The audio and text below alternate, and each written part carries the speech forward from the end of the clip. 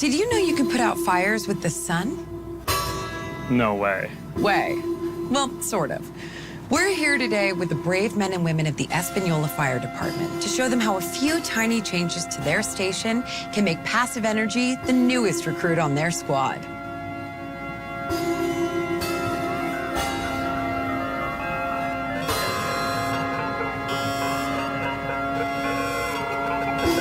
Good? One more. Did you know you can put out fires with the sun? No way.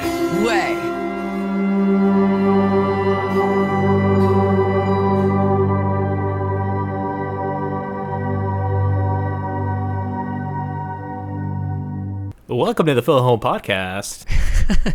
I appreciate that. I appreciate the dedication of the intro.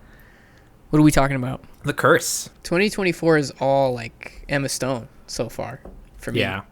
You know? She's like really branded herself recently in a very particular way as kind of like as an auteur, avant-garde, which looking back at her filmography, I like realized has like never really been the case at all. I'm not really that familiar with a lot of the stuff she's done, but that's never like been the tone she's hit.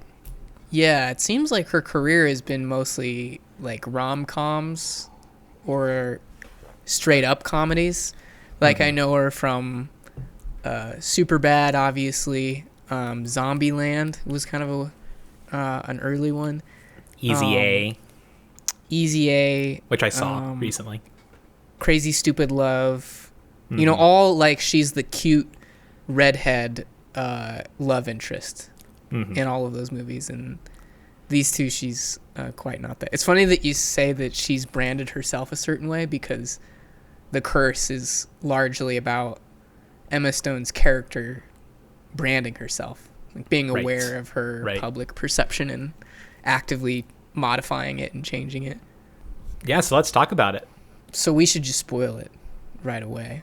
Huge spoiler alert. If you have any intention of watching it, don't listen to this at all. Starting now. So the all 9 episodes before the last one are roughly the same, and then there's no introduction of real like supernatural anything in the show. I mean, it hints at it, but not in a way that makes you think that weird stuff is actually going on. But the big spoiler is last episode, Nathan Fielder levitates up towards the ceiling. Gravity basically becomes inverted. He flies away into the sky and then into space. And that is how the show ends. What'd you think of that when you saw it? It was this weird impasse of like what I was trying to predict how the show would end and then what actually happened. I was kind of hoping for something like this. I told Grace kind of halfway through watching it, I was like, I could see this going in a few different directions. One of which was like Nathan is just gonna kill somebody, like he's gonna snap. It kind of felt like that was the one of the things that it was leading towards. Dougie, Benny Safdie's character, I thought at one point that he was gonna become suicidal, or like the car accident that's talked about was gonna be repeated in some way. But I told her like one of the options was some kind of crazy Robert Eggers style supernatural ending, because you know how his movies, they all kind of exist in the real world right up until the end, and you're like, oh, it actually is witches or mermaids or Viking ghosts or whatever. Like they all are more or less real right up until the end. And I was like, maybe it'll go that way, where something weird will happen right at the end. And sure enough, something totally left field supernatural happens. I don't know what to really make of it, like thematically or metaphorically. I don't know what it's supposed to mean. I mean, I have some guesses, but it was a surprise, but a welcome surprise. What did you think? I loved it. I mean, I was very excited that it happened. Up until then, I was ready to kind of write the show off as not an improvement or not building not higher concept than the previous one. The rehearsal, Which you mean? Yeah, so like the arc of Nathan has been to completely one up himself and elevate the art of what he's doing, starting from before Nathan For You, with these kind of like funny clips on a show, a Nathan on Your Side, to Nathan For You, to the rehearsal, and then 9 episodes of this show, and I'm like, okay, it's engaging, it's fun to watch, it's got lots of elements that are classic Nathan, satirizing reality TV and whatnot, but I didn't think that it was better than the rehearsal, and then they pulled this fast one on me, and now I love it. Yeah, I think that your response to it, you texted me like after you had finished the last episode, and you said, DEFCON 5, we need to talk about this show right now. Which made me like kind of speed run the rest of the show, and it made me think two things. Because as I was watching the show, I had a similar sort of feeling that you did, where it felt a little slow, nothing super dynamic from the previous stuff. So I was getting a little bored, honestly. Didn't have a lot of draw to keep watching it. But as soon as you told me that, I was either like, something happens where someone dies at the end, but I would be a little disappointed in Raul if it was a simple sort of like murder at the end, or something crazy happens, like something that I'm not expecting at all. And I mostly just didn't want you to spoil yourself, because like when that came out, I felt like the chances of spoiling it were pretty high. That was the right move. I mean, the only other alternative was that, because I don't know if I would have finished it in a timely manner for that to happen. Certainly you just telling me that was in and of itself a little bit of a spoiler, but I prefer that than I know. I thought of reading this. about it. I'm like, how do I... Because the show 1 through 9 would not elicit anything more strong from me than like a solid recommendation that you should watch it. So I was trying to think, like, how do I get across the severity of this? Of like that this needs to happen without also giving away the fact that something crazy. It's so funny because you sent me a photo in addition to that text. You said DEFCON 5. And it's just a blurry photo of nothing. It's sort of like when you're moving your phone like mid whatever and you accidentally snap a photo. It's just a nothing photo. But in the moment when I read the text paired with that photo, which you sent by mistake, it just seemed like that you were in such a frenzy about the finale that like you were just wildly like trying to take a picture of something in the room and couldn't get it to work. So it was just a butt picture, but I realized that I actually thought that it kind of fit. It was an accident, but it fit with the themes of... It was this kind of like weird, wispy, dark picture, kind of Twin Peaks-esque. Yeah. It did work. I agree. Yeah. I was terrified by the finale. Terrified? Oh, yeah. It's very, like, viscerally got to me. The effect of, like, thinking that you're in a show that exists within your own, a realistic show where magic is not real, and then to just all of a sudden be confronted by irrefutable, unexplainable phenomenon. Yeah. I had a less of a visceral reaction to that because of your spoiler text, but I agree. I remember like the first shot where it pans up and you see him on the ceiling for the first time, and my reaction was like, oh, here we go. Like whatever Raul was talking about, it started. That's and it. It was really interesting too, because the next like 15 minutes is them sort of trying to make sense of it.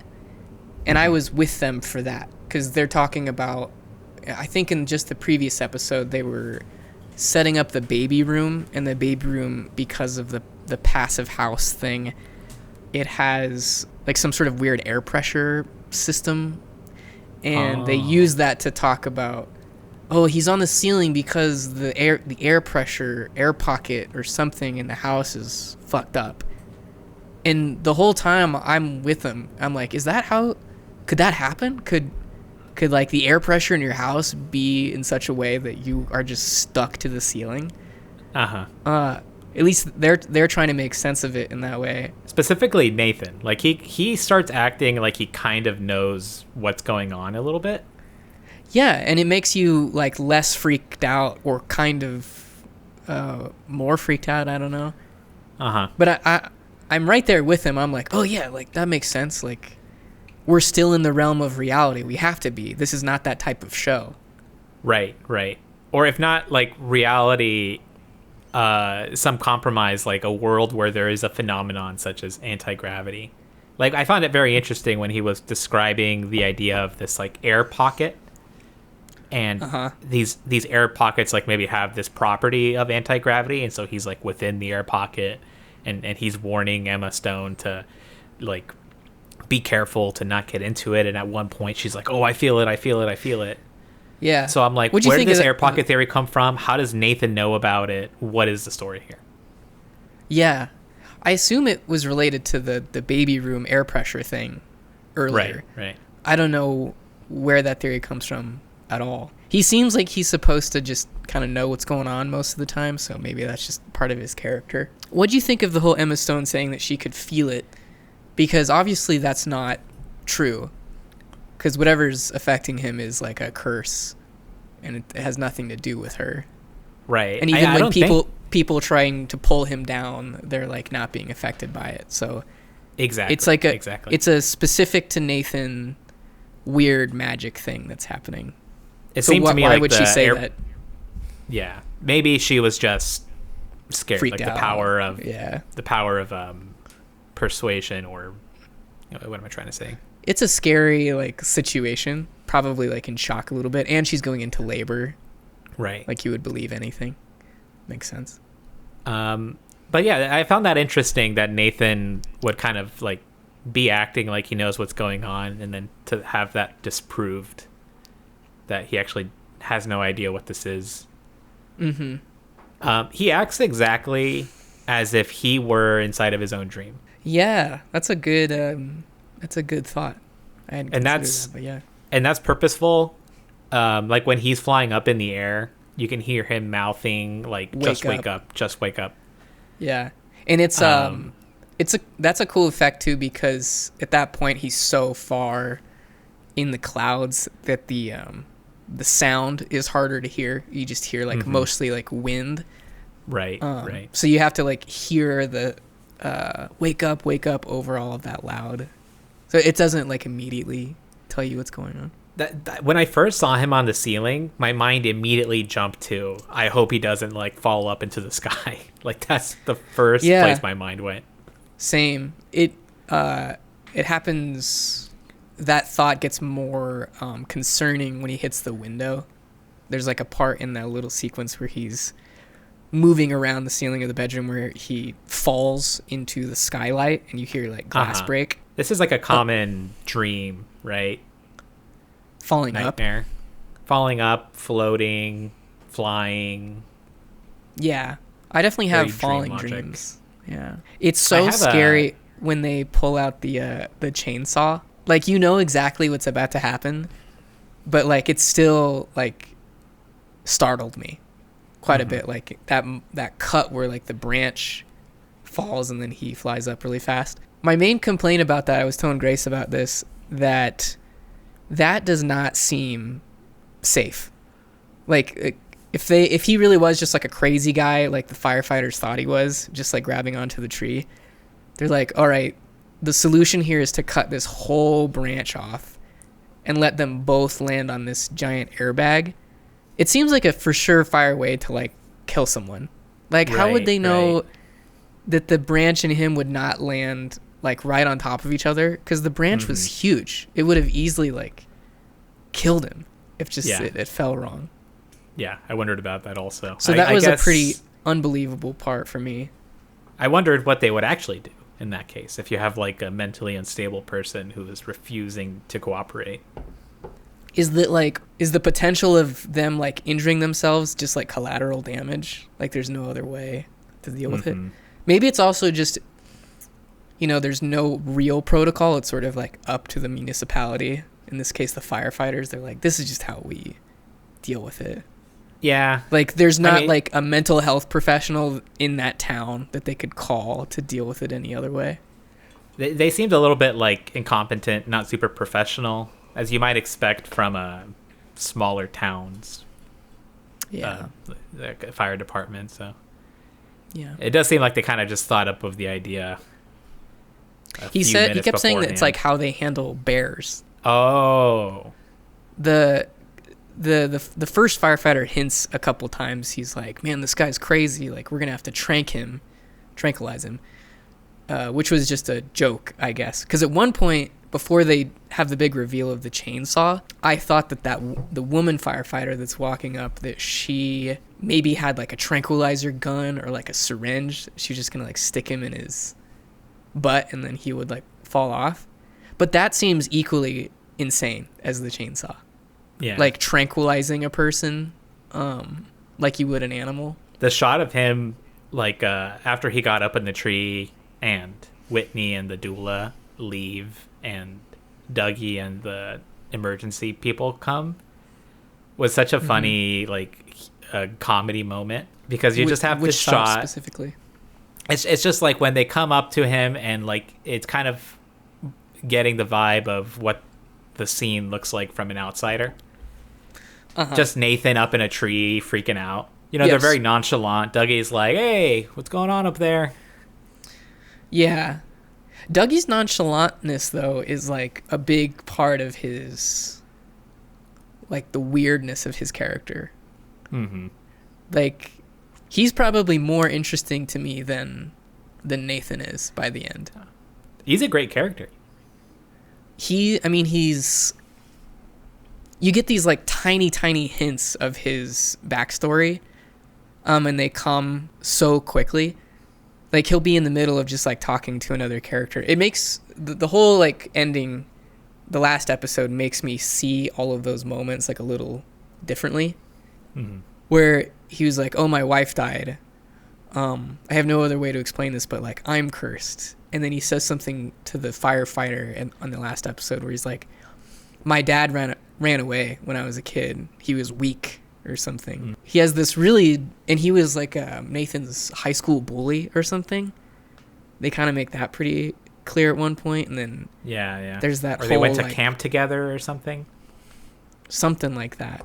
Yeah. And there's this whole, like cuckold thing that he's trying to, like, trigger in Nathan.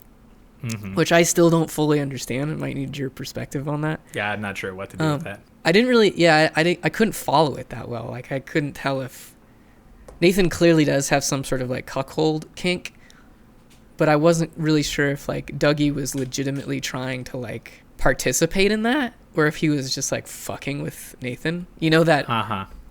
That scene where he does the interview with Nathan, or Asher is his character's name. And he starts saying, like, really, like, vile stuff to him, like, in front of the whole crew. And at the end, he's just like, just kidding everybody. Like, Nathan's not into that stuff, or Asher's not into that stuff. Yeah. And then their whole dynamic, like, changes for, like, the rest of that episode. And then it seems like it's back to normal after that. Yeah. But I don't know. All this is to say that Dougie's super weird. I guess I'm just supposed to interpret him as a super broken, sociopathic character. The scenes where he's drunk driving and he, like, reaches for the breathalyzer fucking kill me. I think it happened twice. Yeah, he handed me my little gadget. I mean, it's very dark because, you know, he killed his wife drunk driving, but him just, like, super stoned face, just, like, reaching over, eyes glued to the road. He's like, I will not take my eyes off the road for 1 second. Yeah. And then that first time he pulls, it's like, okay, so I'm over the limit. I am... Yeah. I am drunk. Yeah. I'm going to pull over, and we will walk the rest of the way. It's funny because it is sort of a product, too, of just Benny Safdie's eyes. Like, Benny Safdie has kind of a weird face that's sometimes hard to read emotion out of, so I think that adds to the whole, like, real glazed over look in those drunk driving scenes. I think in any other show or movie, the breathalyzer scene would just end in a car wreck, right? If he was like the archetypal douchey character, he'd be like, oh, it's fine, like I'll just keep driving, and then those two characters would die in a car accident. Right, But right. it subverts you, like, It at every does. turn. At that point, I was still trying to figure him out. I was trying to figure out who the bad persons are and who the good guys are in the show. And throughout the whole series, they really don't let you have a good, clear answer on that. No, everyone's pretty fucked up. Yeah. But I was like ready to throw him aside as a bad guy, quote unquote, after he set revealed him to up. us that he killed his wife.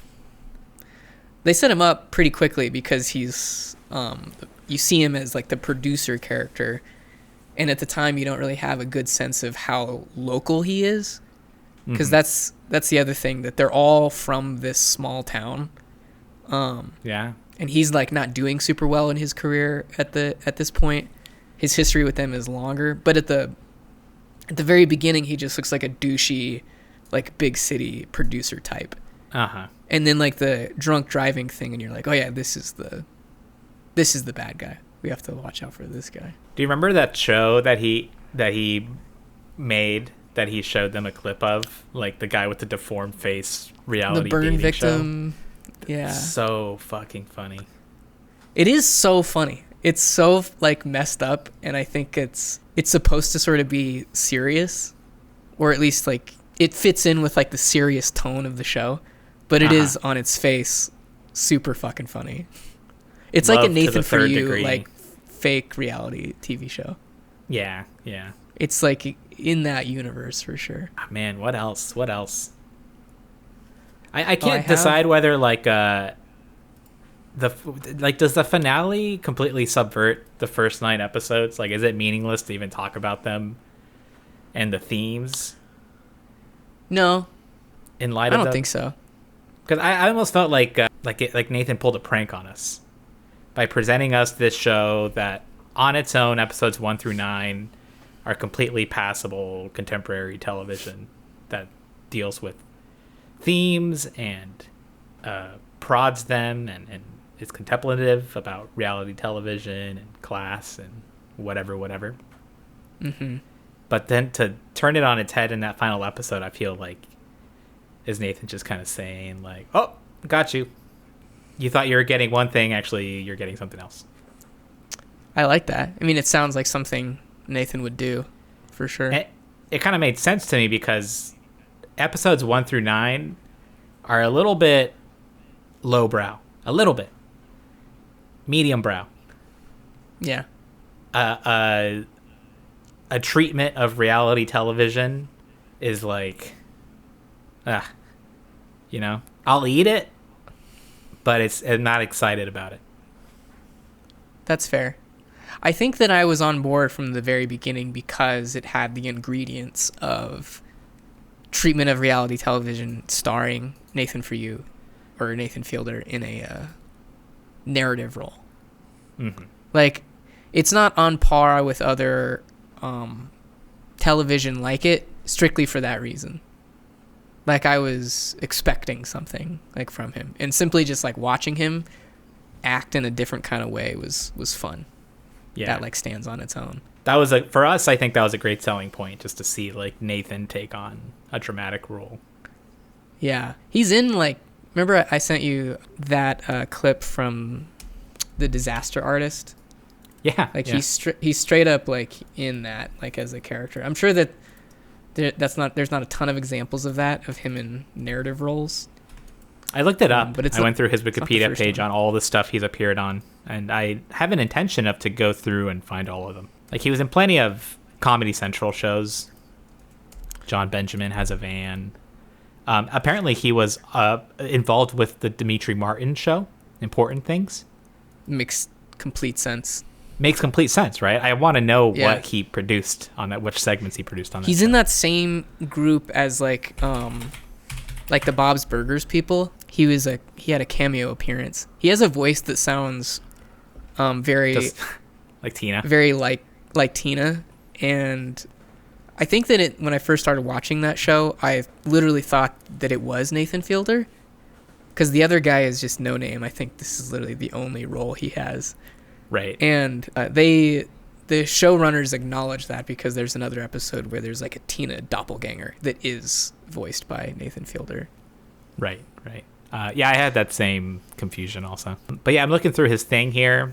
John Benjamin Has a Van, Nick Swartzen's Pretend Time, Drunk History, Kroll Show. So like, yeah, kind of late Comedy Central. Oh, what do you think of this one? Consulting producer, writer, and director, co-director of Who is America. Wow. Very Isn't cool. that interesting? Yeah, it's very cool. Yeah. Who is America was HBO, right? Yeah. So he's been in like Actually, this and the Showtime. rehearsal. Oh, this was Showtime. Okay. No, Who is Prime America? time. Showtime. Oh, that is Showtime? Uh-huh. Okay. Very cool. I'd never seen A24 attached to a show before, like this one had. Yeah. Very fitting, though. Like, this is a classic A24. This is why I love A24. This is why I trust their brand. Yeah. I have a prediction about Nathan Fielder.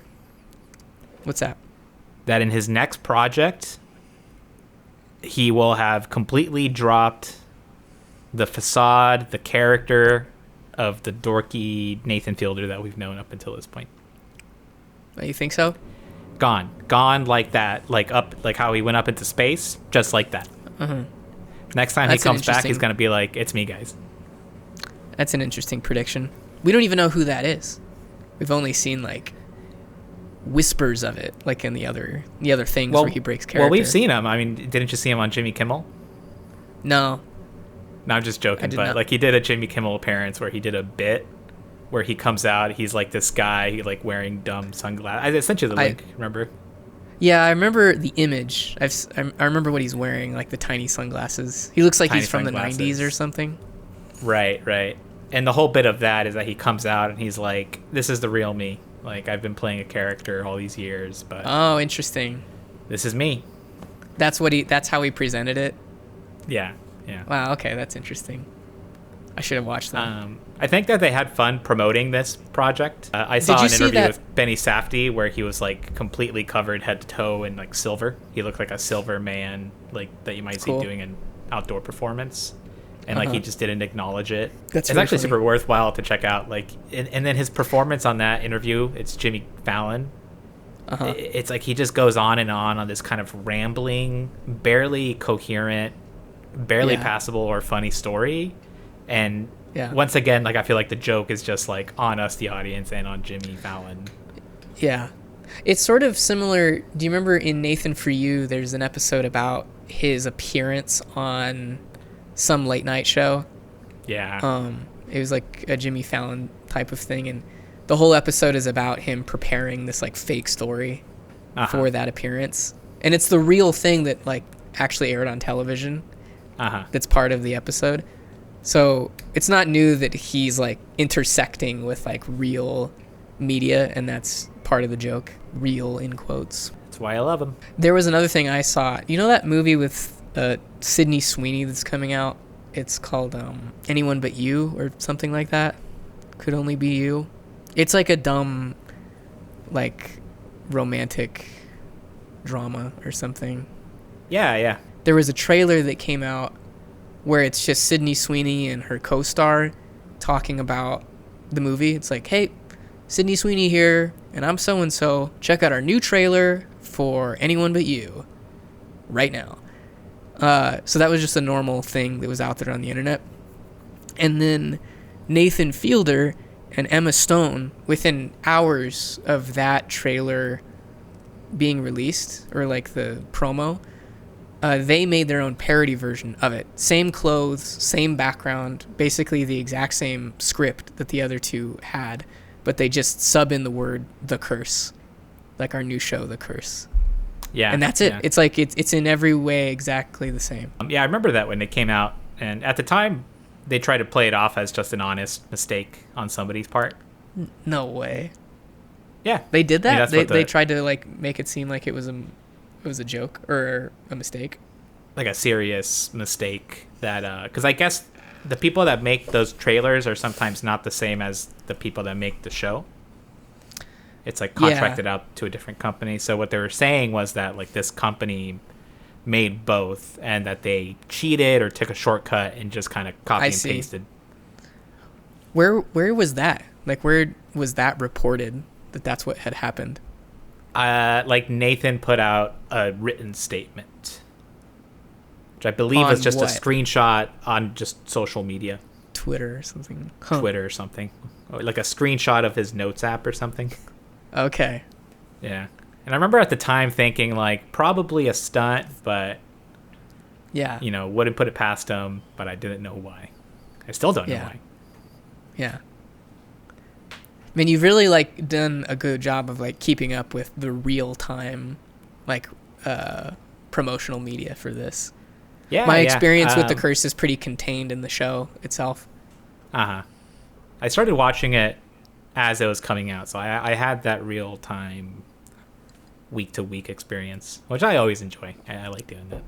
Yeah. I think, back on the topic of if the last episode totally, like, nerfs the previous 9, I don't think so. I think if you keep a good kind of running memory of what's happening in each episode, the last one enhances it quite a bit, which was helpful for me because I was watching them back to back. So I was basically watching an 8-hour movie.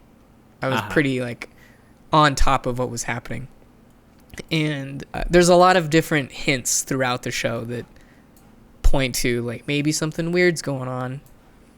Like, all the stuff with the little girl and how she may or may not have, like, the actual power to curse people. I don't know. I think that it makes those scenes, like, more interesting. Sure. With the last episode.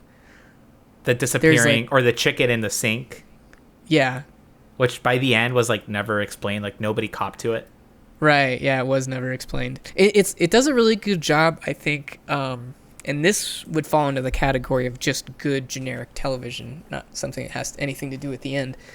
But they do a good job of, like, suspending your disbelief about the existence of a curse. At least it did for me. Because the whole chicken thing, at the very beginning, you sort of immediately dismiss it as, like, Nathan's just being, like, weird and paranoid because he's clearly, like, mentally unstable, which continues. But, like, enough other things happen that you're like, I don't know, maybe, like, is he onto something? And, like, we're the crazy ones? What else? What's an example of that? Because in my own like, mind, the girl, the whole time I thought, like, the curse was not literal. Okay. I thought it could go either way at any point. And one of my other reasons for saying that is, like, when he's testing the little girl, when he's like, how many nails do I have, like, in my hand? And she gets it right every time. I mean, it could easily be just, like, a coincidence, and that scene's only purpose is to demonstrate how much further, like, Nathan's mental state is devolved. But I don't know. It also could be, like, maybe that little girl knows how many nails he has inexplicably. Yeah. Another thing on that idea, like, Dougie's whole belief in the curse and his, like, kind of out of left field obsession with the little girl when Asher confides in him that, like, he was cursed by her. Because they do that whole thing where they go into the immigrant's family's house under false pretenses so Dougie can confront that girl. Like, he's fully bought into the existence of a curse. I'm not really sure what he was trying to do during that scene, but enough people believe in curses. Maybe there's real curses in the show. I was surprised by how much credence the characters gave to this curse thing. Yeah. But yeah, I was completely, in my mind, it was like, of course there's not curses. It's just, I mean, people believe in stuff like that in real life, but I have the same attitude of where I say it's not real. It's just like you reading into a situation and seeing things that aren't there and whatnot. I think that I might have been more on that side of things had you not given me the spoiler text. The spoiler text really, like, made the alarm bells go off, be like, something weird's going on in the show. It's the exact same thing that happened when we watched Sorry to Bother You together. The whole time that we watched the movie, you were teasing that, like, you are not ready for the end of this movie. Like, and I was like, I guess I'm not. So I was better able to predict that there was horse mutants at the end. Yeah. I now have a much more expansive view of what constitutes a spoiler. Like any information at all, direct or indirect, I will group into the category of a spoiler. It's about the source too, because it coming from you, I like trust you and your sense of like what's profound and what isn't. And so yeah. I mean, it's just information into your brain that you wouldn't have had otherwise. And then before we watched this, Stacey and I had a discussion about watching a Q&A. Like they toured around and like had these kind of like did these like Q&As, kind of like low budget, low production Q&As where it's just like at a theater, at a local whatever, maybe at a university, and there's an audience and a panel discussion, that kind of thing. And we discussed like whether we should watch it or not. And I was very adamant. I'm like, I don't want to see anything. Yeah. Anything is a spoiler. Even just the way that they formulate the questions or the answers is going to give me information that I don't want. So I said I vetoed it. Have you watched it since? I've been watching some stuff, yeah. Okay. And they're just trying, they're like just, in moment, they're just like lying. They're just like acting because they know that there's this huge thing that is supposed to be, that they can't talk about openly. So they're just like putting on this act about like, oh, it's about like social media and reality television and class dynamics. But all that shit's bullshit because they know that like, I don't know, I think the show might be about something else. Right. And as we have been talking about that, the Q&A, the promos, everything that's like marketing for the show is sort of part of the larger bit, which is things aren't this big. Yeah. Things are this not like as they three-dimensional appear. Performance art that engages with the real world. I love that you called it like performance art, because I totally agree that that's what it is. Yeah, I think that's what it is. And in the show, they have like kind of traditional like studio like art gallery performance art with the native woman. Which I just think is so silly, that sort of stuff. Like real hard in a gallery space performance art. So I like that they feature a version of that is dumb while the whole thing is performance art. Yeah. I took a class in college that like part of the curriculum was performance art, and it was just the weirdest, cringiest thing I've ever had to do and watch, because like everyone in the class like did like their own performance art project. Or tell me about it. There was this one guy who it was in what's now Chalmers Hall. At the time I think it was just called Art and Design. It's like an art building if you ever spent time in those. So there's like some rooms that look like art galleries. It's just all white walls, concrete floors. And one guy's performance art project was he brought all of us, because we were the audience, into a room that looked like that. And there were like children's toys just scattered all over the room. Things like a Jack-in-the-Box or like a ball or like some streamers. And there was a projector. The lights were off. There was a projector on the wall that was like real footage of him as a child, like family video sort of stuff, like him playing in the yard. And the guy himself, while that was going on and we were standing in the corner watching this, he like ran around the room acting like a child, like a very young kind of toddler, where he would just be like, ha ha ha ha ha, and he'd pick stuff up and like throw it and like run around and just laugh, and he'd say things like, yay, I'm having so much fun, or something. And I think about that all the time and how fucking weird that was. Is that a core memory for you now? Yeah, for sure. I couldn't remember too many of the others. I remember what I did too. I was like this blind guy. It was bad. Hey, I want to show you something. Episode 1, you said, right? The very end? Right there. This is it. Does this look correct? Okay. Yep. Let it roll. It's just that shot of Nathan, right? And then he looks at makes eye contact with the camera, and then the camera pans down. So Nathan just kind of shoots up in the frame. Oh, okay. Nice. I didn't notice that before.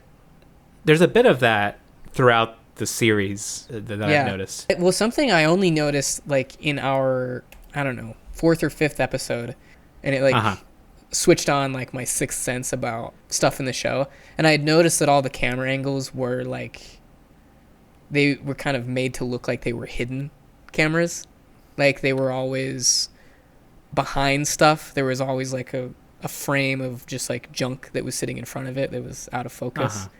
Made it seem like the camera was deliberately being hidden. Obvious kind of visual motif just with what the whole show is about. But it also made me think maybe the finale weirdness that you were talking about is that the whole thing, that we are actually like 2 show layers deep, not unlike what the rehearsal is.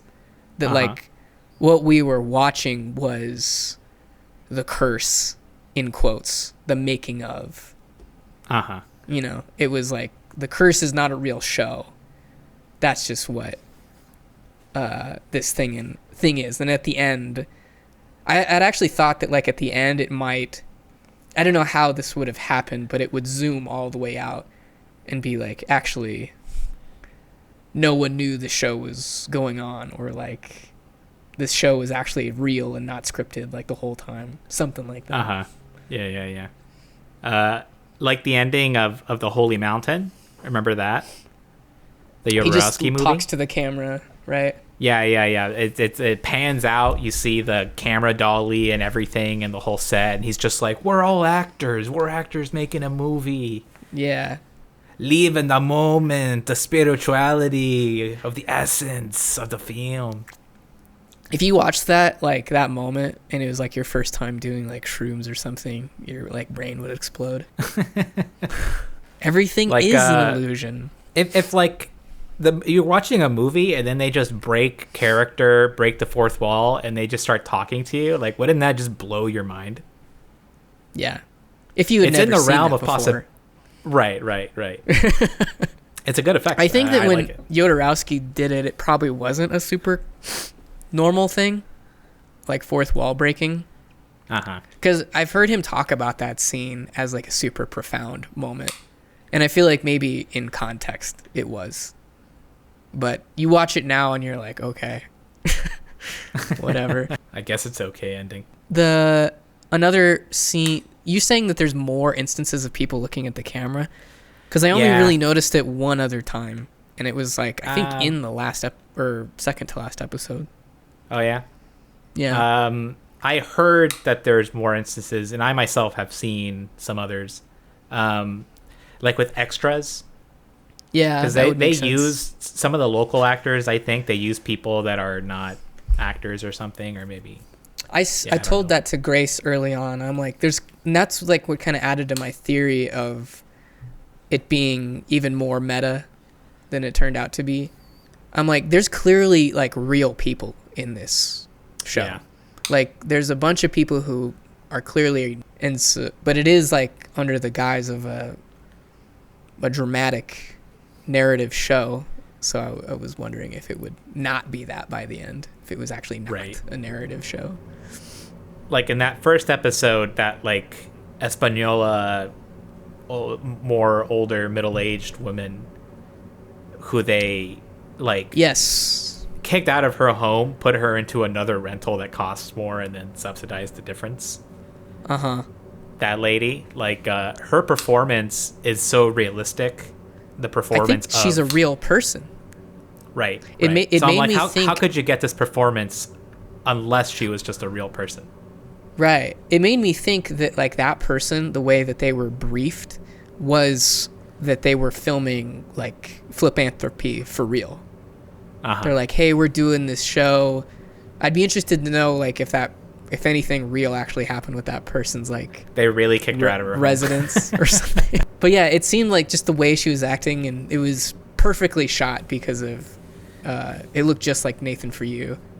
Like the camera style was completely different for a few of those shots. Brighter. Yeah.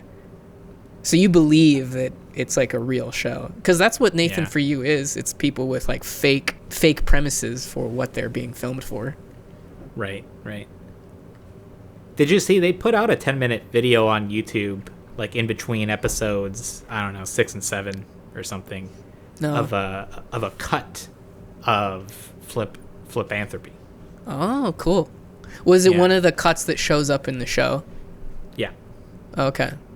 Yeah. Which But one? There's like a fuller version, which cuts. Yeah, or like what Like- happens? Like a lot of the stuff that you see them filming is in that cut. Like the fake couple that they put together, the pregnant lady and that guy with the long hair, the lady we were just talking about, the old lady. A bunch of them were in it. That's cool.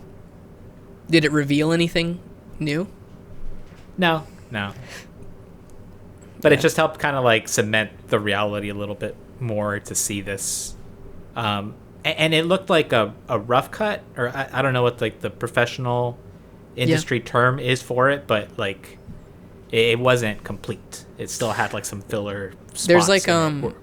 there's a part in the show where Dougie's like showing a cut to the couple, and he's Asher and Whitney, he does like a temp VO thing where it's when they change the show name, and he's like, this is Green Queen and I'm Right, whatever, right. but it's Dougie's voice. It's meant to be Whitney's voice, and it says on the screen temp VO. Yeah. Was that what you saw, or something like that? Something like that. It was still called I like that. Flipanthropy, the one I saw. Okay. Isn't But it had funny, the some sort Green of like Queen bit? placeholder stuff in there. A little bit, and then like at the end, it had some like text that was kind of, I don't know. It's like something. It's a not finished product that you would send up to the.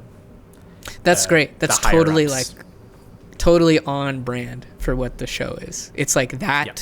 like the incompleteness, like the rough cut is like the style of the show. That's its visual language. The Green Queen. Terrible name. It's worse than the first name. But it's funny because everyone in the show unironically is like, that's amazing. That's great. Green Queen. No one is ever joking. They're like, that is incredible. That is so much better than what we had before. I kind of like Flipanthropy. Did you feel like Nathan was gonna like kill someone by the end? Yeah, a little bit. I felt I like it always was had building the- towards murder. Like someone was gonna die for sure by the end. That final monologue on episode 9 In the hotel room really, when he like freaks yeah, it really out. took me for a loop. Yeah, like, think that that, just made me think that he was capable of anything. Well, I think it really starts to get weird when they show that scene of him watching back a cut or something, and he's like taking notes, like super sociopathic notes that are like, don't laugh for too long. Puns are really good. It's like what you do when you're like too high. You're like studying like how to fit in. Now, there's two instances of that in the show. Like, there's one where he's doing that, like notes for himself to be on the show, like notes for his performance on the show. And then there's another scene where it's him doing that, but for his personal life, like notes to himself about like how to deal with Whitney better. And And that's the scarier one. that's the scarier one, Yeah, and it's late. It's late in the show. right? That's kind of the moment when I was like, like something bad's gonna happen with Nathan. Uh-huh. Like he's gonna lose it, and he does lose it. I mean, he's clearly like out of his mind. Like at the end, like episode 9, Episode when he 9. when he storms back into the room. And it's kind of an interesting fake out because he's like yelling at Whitney and saying like, there is no curse. Like, I'm just a terrible person. And the reality is that like Whitney just doesn't want to be with him. And he's like, he thinks it's his fault. So he's like totally delusional and saying it in a really like crazy guy way, like kind of almost yelling at her. And she's But like it worked. about to He cry. knew exactly what to say. Well, that's what I was curious right when that episode ended, is because her like lip is quivering. She's like starting to cry. And I think you could interpret it as one of two things, that she's so incredibly happy because she says, you still want to be with me after all that she can't believe this person that she's with. She's so happy. Or she's like so scared because this guy is like totally very clearly lost it at this point. And it's only until the next episode that you realize that it's the former. Right. She was she was happy that he was fucking insane at that point.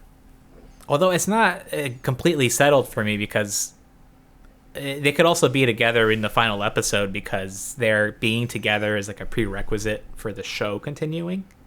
Yeah, they just learned how to like deal with the imperfections of their relationship for the sake of their careers. Yeah. Right.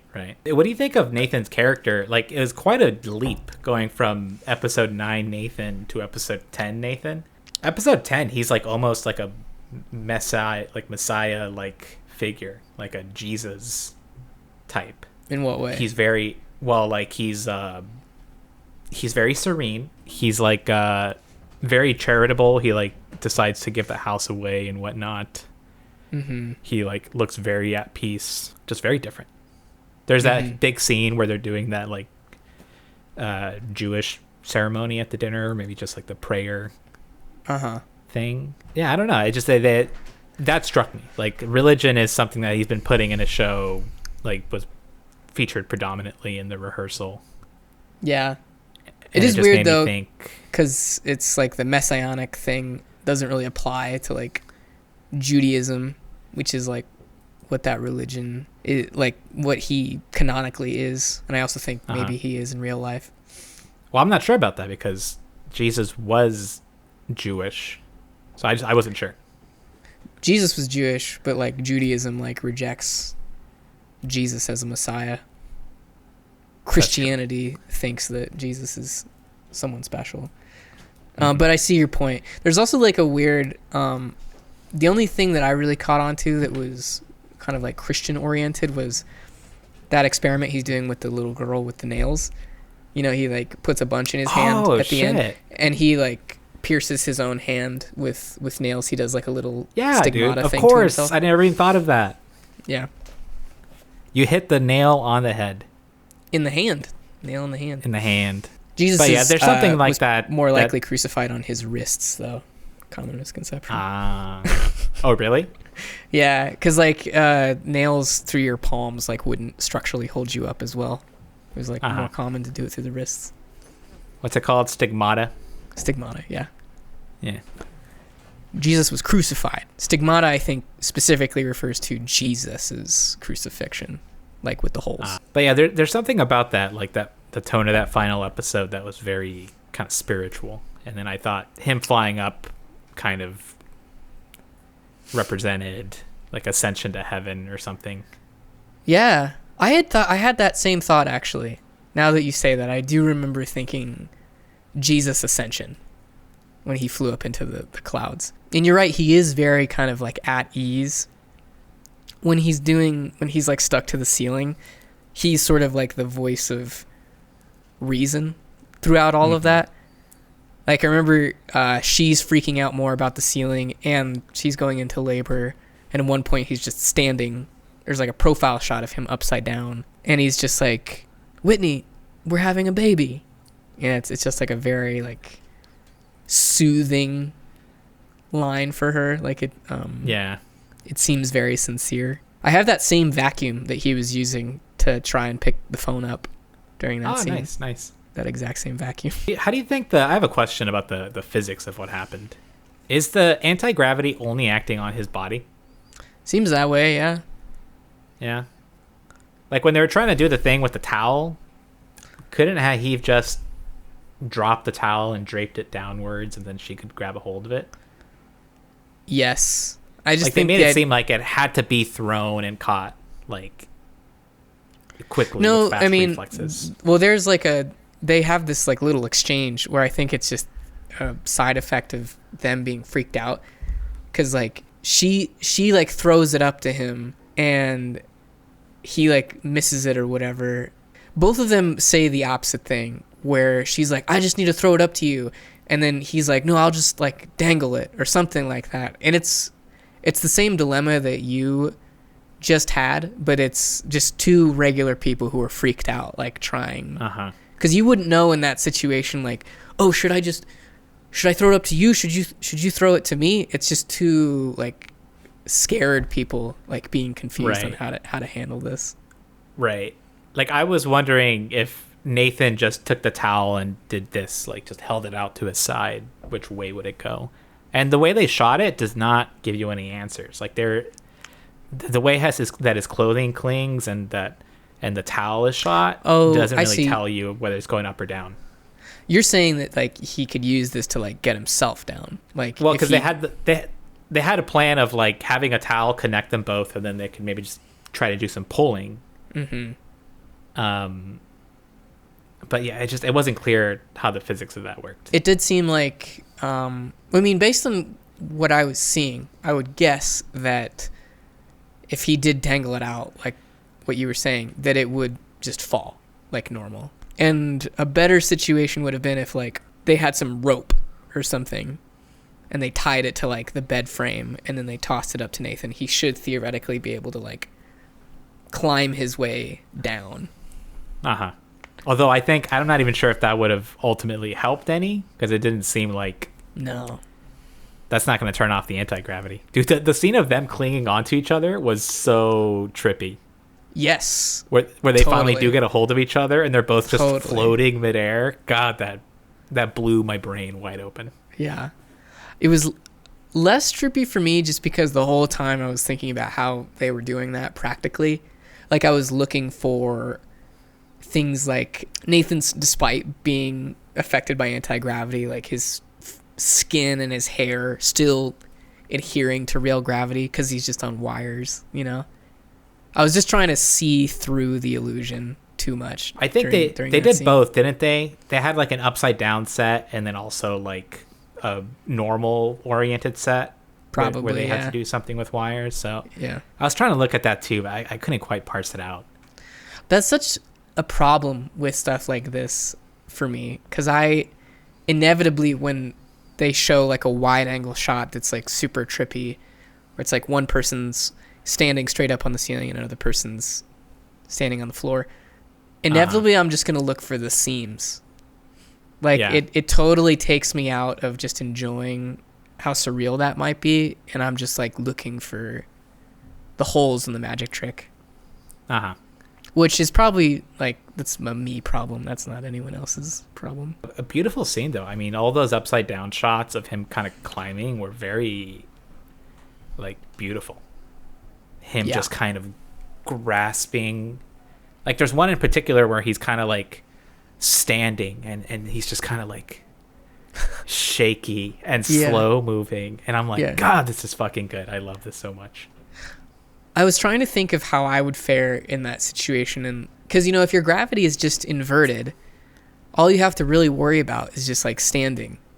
Like you should be able to just still stand. You just like treat the ceiling as if it's the floor and just adjust accordingly. But the way that I thought about it ultimately was that your brain just wouldn't let you. That if somehow that was happening to you, you would see your environment being like, that's the floor, this is the ceiling. And so inherently you wouldn't be able to balance the same way. Like the perspective is, how people get like motion sick and when you're in an airplane, if your plane like tilts really far to the side, like your sense of up and down is still like at a 45-degree angle. Same situation where it's just like your perspective would stop you from being able to just be normal. Well, now it seemed to me like the strength of the anti-gravity varied a little bit as he was going to different spots. Like at first, like it was so strong that he was just like remained flat, and it seemed like it was difficult for him to kind of fight against it. But then later on, when he moves to the living room, he is more kind of just freely climbing. Yeah. And I don't know if that was intentional or just like I feel like it was acted. I feel like it's exactly how it would go down if you were being affected by one-to-one opposite gravity, because just the sheer like psychological factor, the weirdness of it, the weirdness of being like pinned to the ceiling, you'd be like, oh, I'm like stuck up here. You wouldn't immediately think that like, oh, I can just stand up because this is normal this is normal gravity. You're Yeah, trying that makes actively. sense. You're trying actively to get to a place where gravity won't allow you to be. That makes sense. Like, you're so terrified that, I mean, you're just like kind of halfway cowering. Right. And it wears off at the end, where like at the end it really does just look like gravity in the opposite direction. It kind of Like, loses me. he really does fall like terminal velocity, like through the air. I found that very interesting. It's the only part that kind of took me out of it was when he's hanging on the tree. They clearly shot some of that where he is just like literally on the tree, like in real life, normal gravity, probably hooked up to a harness. But there's nothing like pulling him in real life in the opposite direction. So you see his body sort of drape on the tree branch as if he was in real gravity, which is how it would look, obviously, unless you really put in the effort of like pulling. It's about like where his legs connect. I'll just show you.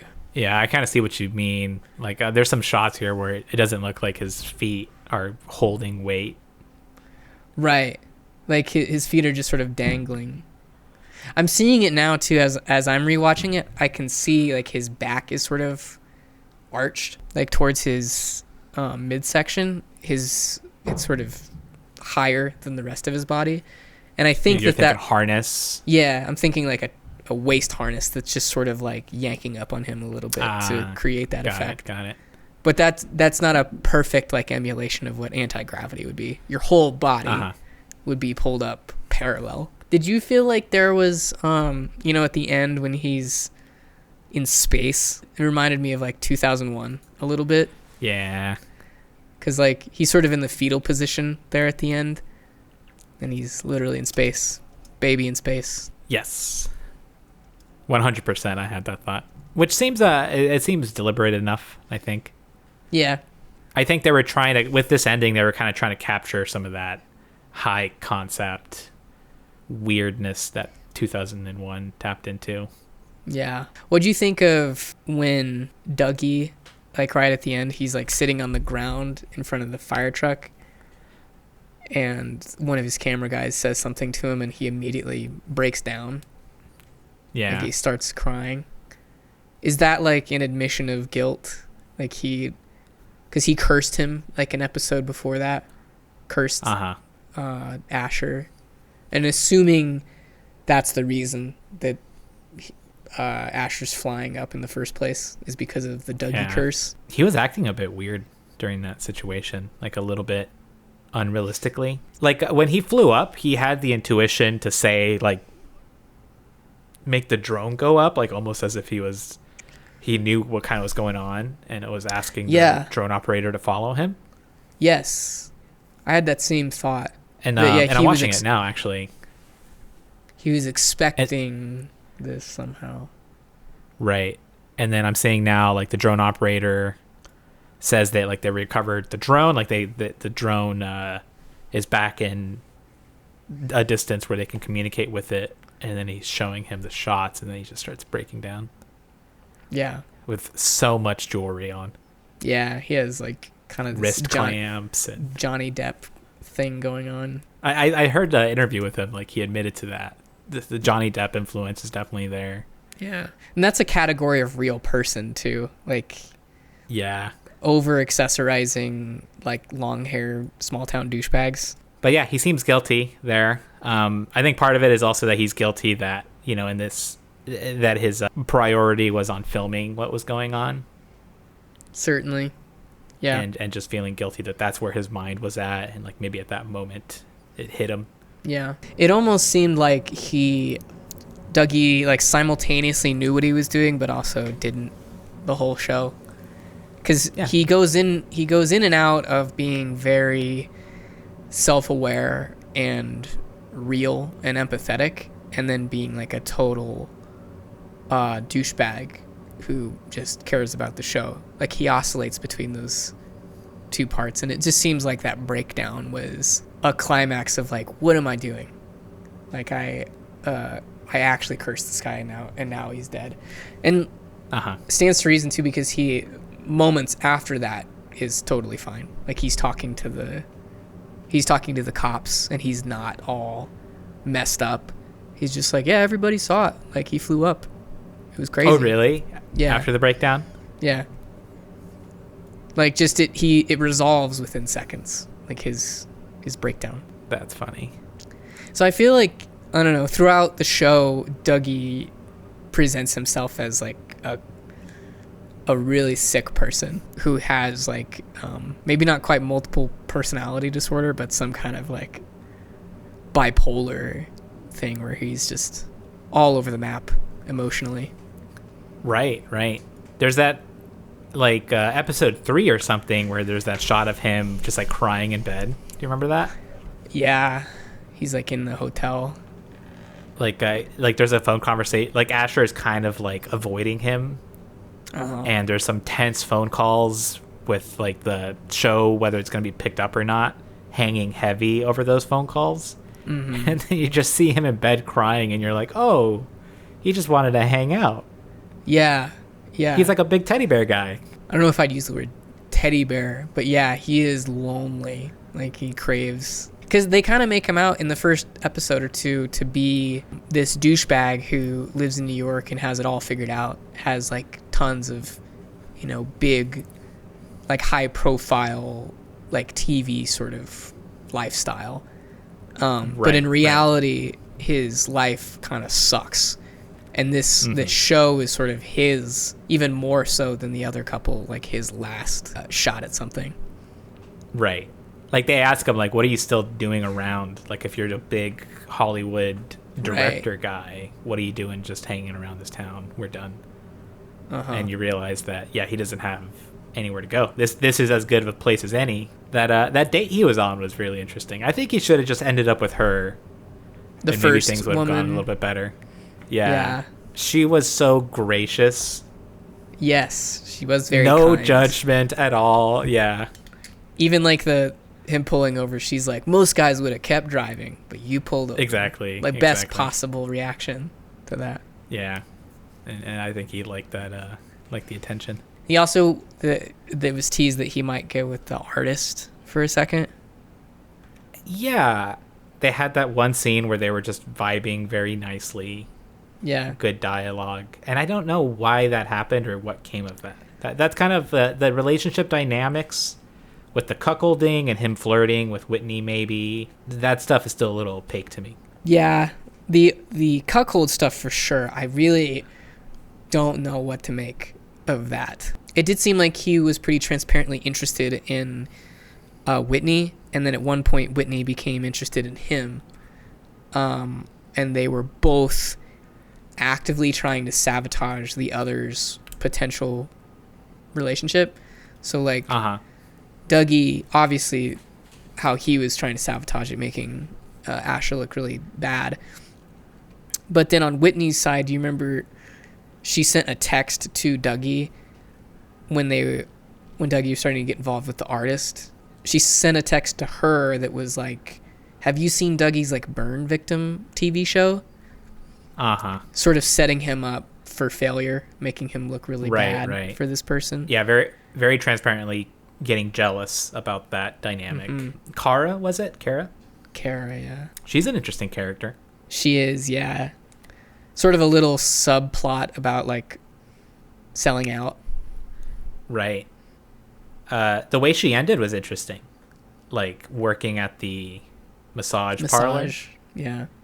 So clearly her art career didn't pan out, even with all of the good publicity that she had, articles in the New York Times they mentioned. I interpreted that like Whitney had forced her to that point. That of what? Whitney had made her accept money for something that she truly didn't believe in and kind of stripped her authenticity away. And so her only choice was to just quit. She had felt like she had lost in her own mind, lost her integrity. Yeah. Or dignity. But I don't know, it could have just not worked out for her also. Right. That's what I was thinking. And then that's why she sold out, is because she actually was not in a position wasn't doing well. Decline that money. It's still a lot of money. I mean, even if I was doing pretty okay, I feel like if someone told me I could consult for 20 grand, no questions asked, I'd be like, okay. I might like forget my morals for a second. Yeah. For sure. Would you eat the turkey in the turkey in the teepee? No, I would not eat it. I think that's insane that Whitney did that. When you're handed something in like a performance art scenario, you shouldn't make any assumptions at all. Well, she was just trying to do the right thing, quote unquote. I mean, like doing anything, in my opinion, is like the wrong thing. Just like let it happen to you. That was like Whitney overthinking the whole situation, which I think is what her character does. Like at every turn, overcomplicates and overthinks things. Oh, I'm listening to the final scene with Dougie talking to the cop, and you can hear what he says. It's very low volume, so you have to kind of like blast up the volume. What's he say? Well, you can kind of get it from the body language, but he's like, and he went straight up. Everybody saw it, and that kind of thing. Yeah. So he understood exactly what it was. Yeah, I mean, at least after the fact. Whether that implicates him in how he understood the mechanics of the curse in the first place, I don't know. But he saw what happened and understood it. This is a great like folklore story. Like you can just imagine this then becoming another unexplained phenomenon mystery story. I had that thought. The world. I had that thought too, but it seems like even more insane than the stuff that really fits into that category. Yeah. Where like just think about it in a YouTube top 10 mysteries context where it's like eyewitnesses saw Asher, whatever his name is, ascend into the air all the way up into the clouds and was never seen again. Like that would like hit a little different than seeing like Bigfoot in the woods or one account of a UFO. Well, it wasn't really clear to me that many people saw the actual ascension, because I don't know if my impression, my memory was that when the tree fell, that everybody's eyes kind of went down. I don't know if they had a literal shot like that, but that was kind of the impression that I got. Well, there were those two locals that also seemed like non-actors at the very end who were like, hey, how'd they do that? And I think that was a clear sign that they had seen what had happened but didn't understand. They were like, how'd they do that? And they were like, oh, it's for some HGTV show. They have some stunt people, some Hollywood thing. But it wasn't that at all. They just knew that from the context of who was there. They had just seen something supernatural.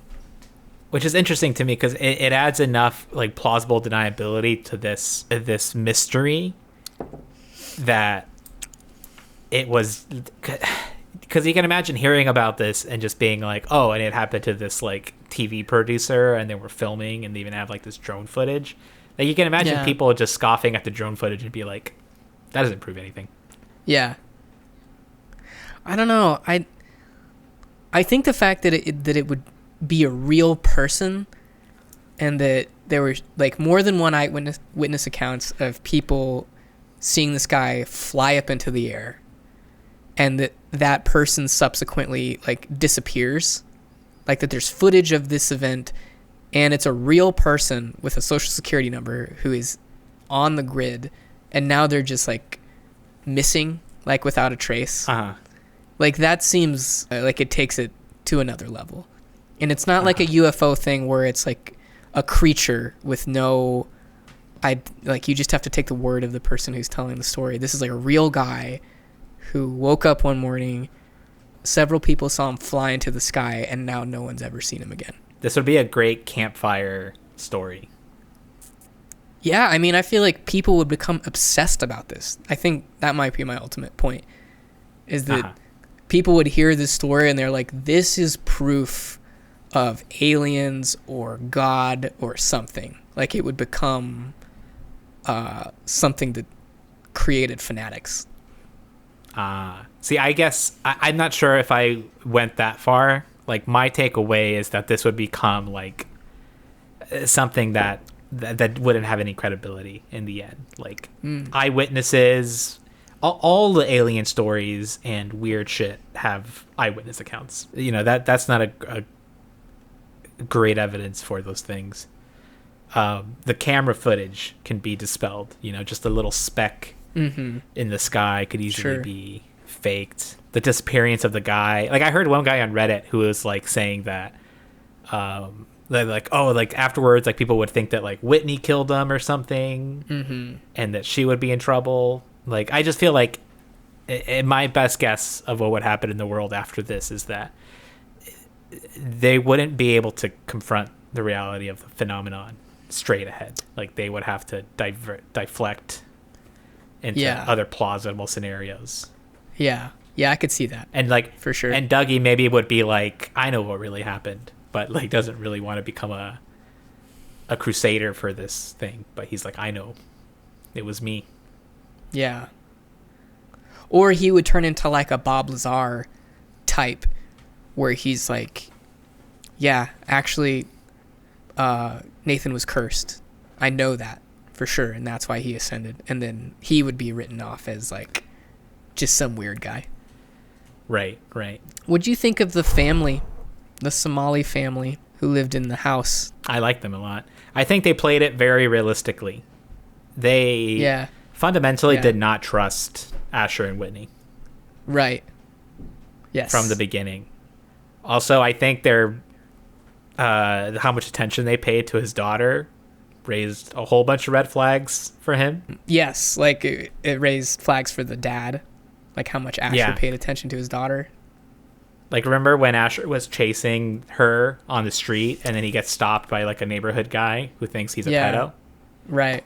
That energy. It's sad because, you know, he really is in a vulnerable position because he doesn't have any money. And so the power dynamic is kind of like, it's icky. Very much so. But Nathan or Asher and Whitney don't see it that way.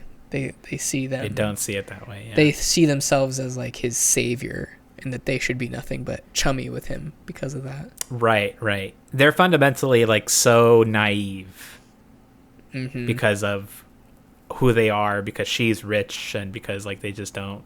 I guess because they're white. Yeah.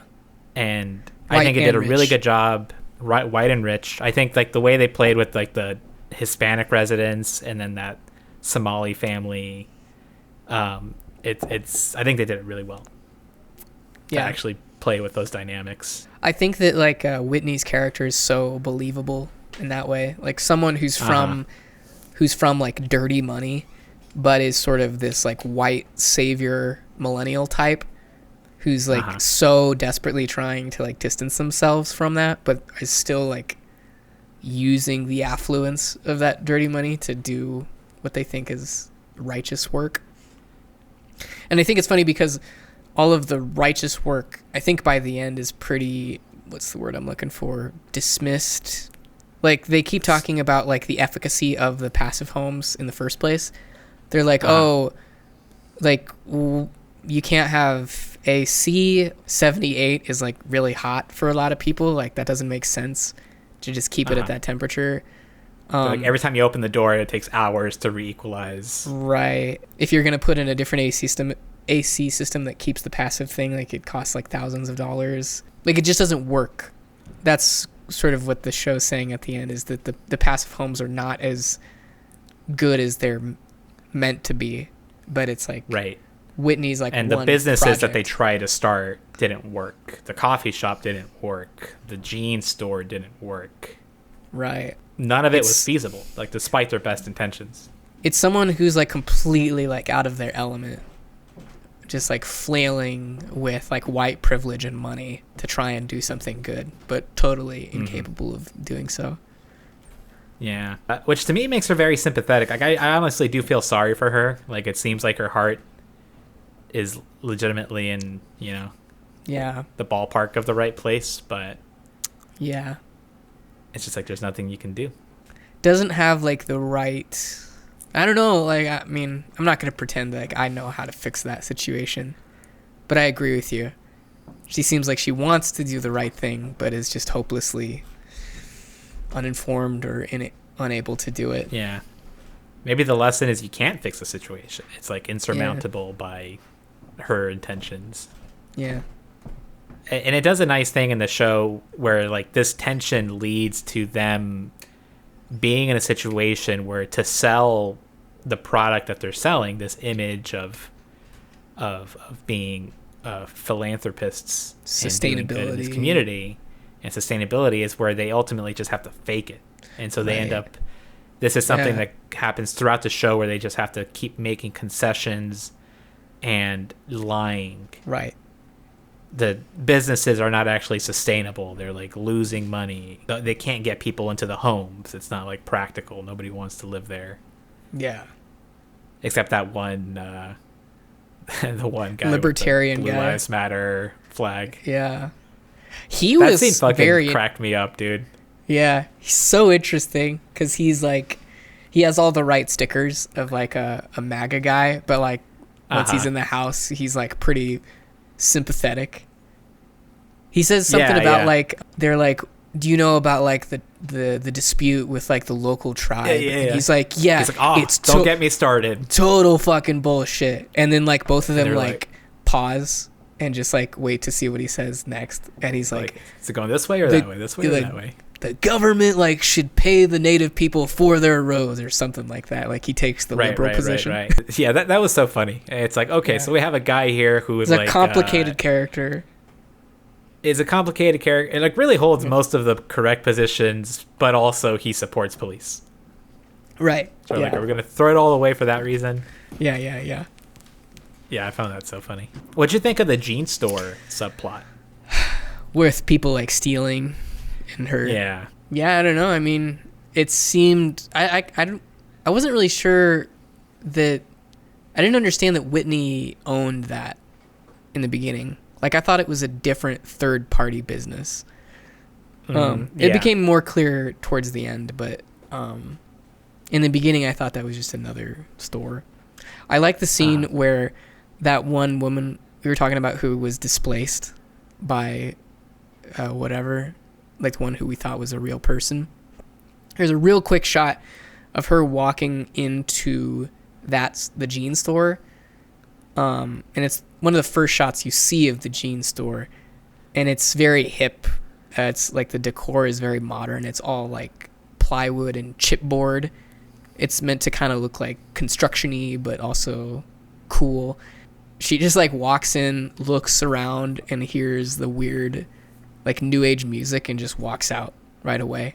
It's definitely supposed to be funny. But other than that, I don't know. I just thought it was sad. Like the people stealing jeans, people getting arrested for it, and then Whitney offering to pay for everything that was stolen, and then people inevitably take advantage of that. And it just all kind of circles the drain from that point on. Right. It led to that really intense scene where the security guard shows up at their house with a gun in the posse.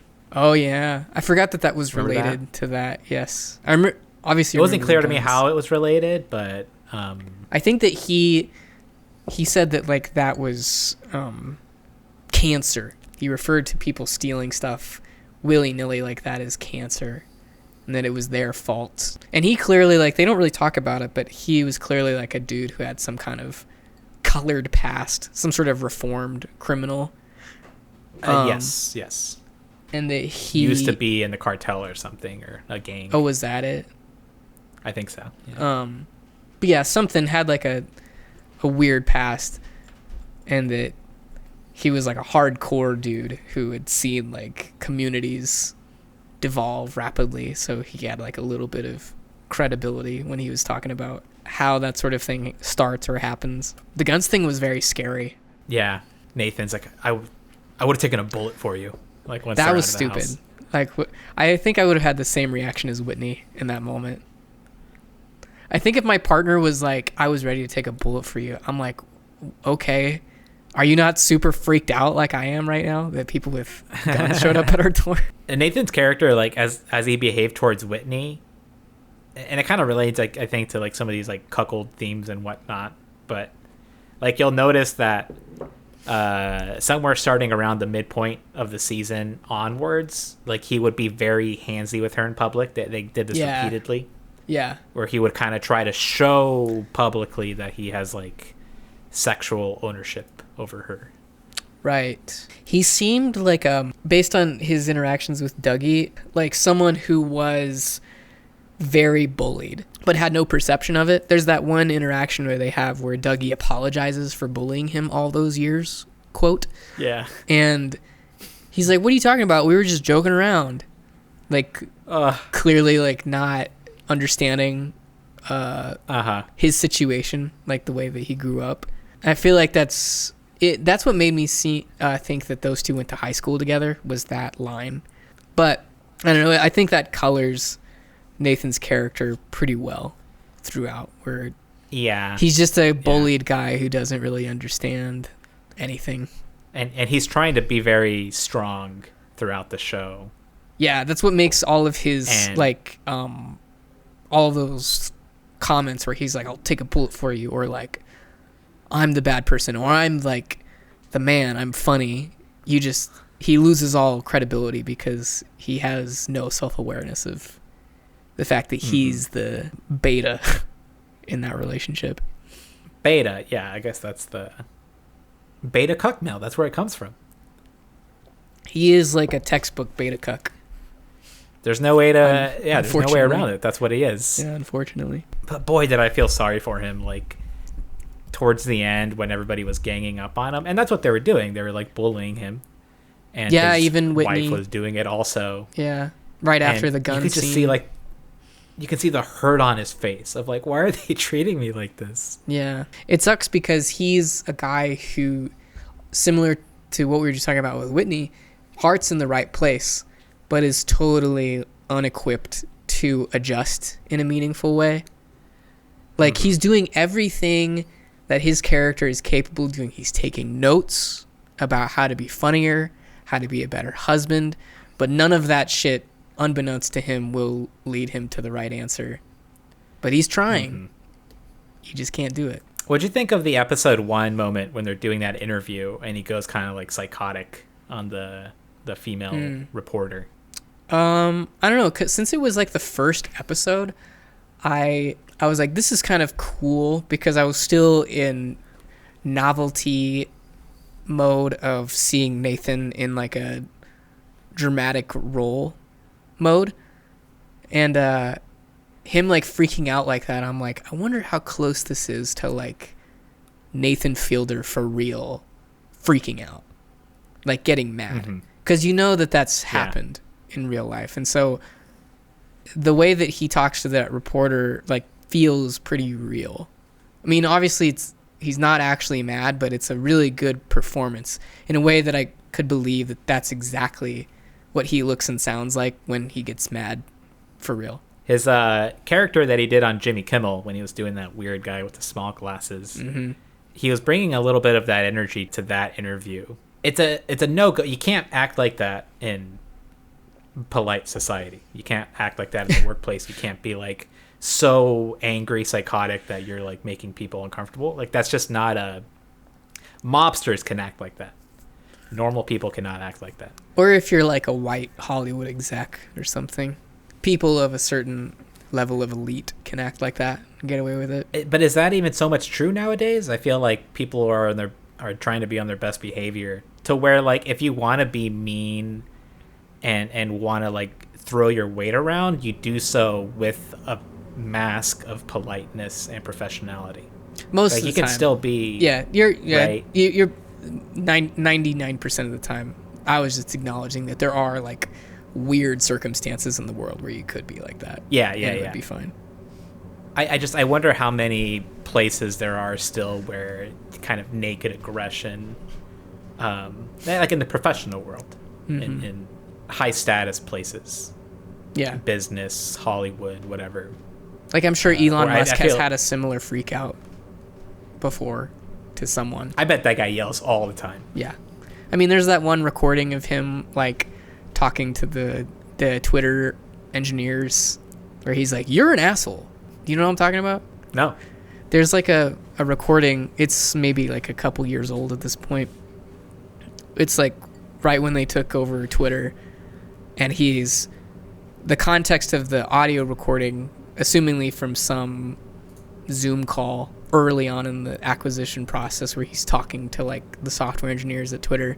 He's like, I don't know what you guys are doing with this code, but it basically needs to be rewritten from the ground up. Some like dumb, uninformed guy way of looking at the whole situation, and one of the engineers calls him out, and he's just like, what are you talking about? How are we supposed to do that? How do you suggest we start doing that? Like, what is wrong with our code, like, specifically? And Elon just, like, can't answer it, and he's like, you're an asshole. And it was just like a clip that went viral for a while. But it has the same energy as this yelling interview thing that we're talking about. Yeah. I mean, so basically that's it. I mean, so it's just him, like in that first episode, him kind of not keeping his cool was him going just a little bit out of line in terms of that.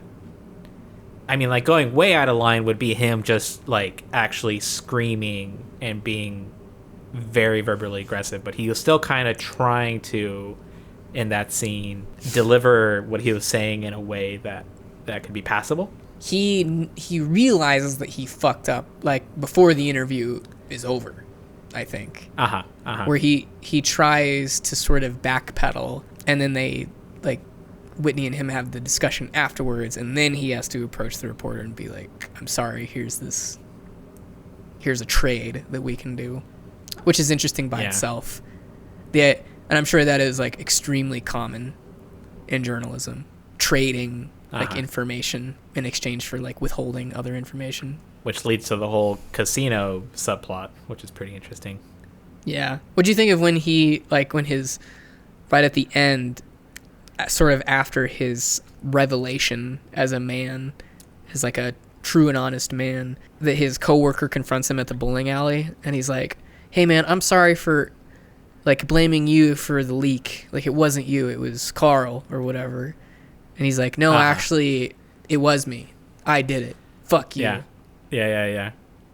There was a split second where he was about to like take the position of like, oh, it's all right, man, like no problems at all. You know, it's all cool. But then like he caught himself. He's like, no, actually it was me. It's weird. He turns into this like, I don't know, like faux Boy Scout by the end. Like he's trying to do the right thing like at every turn.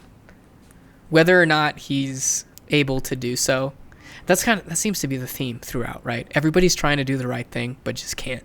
No one's doing the right thing, or not for the right reasons, or something like that. Because Whitney tells him at one point, it's like, you wouldn't do anything good. This is during like one of their big fights, which is pretty funny when like Nathan breaks down. He's like, I'm saying the thing I should be, like the therapy line about I forget what it was.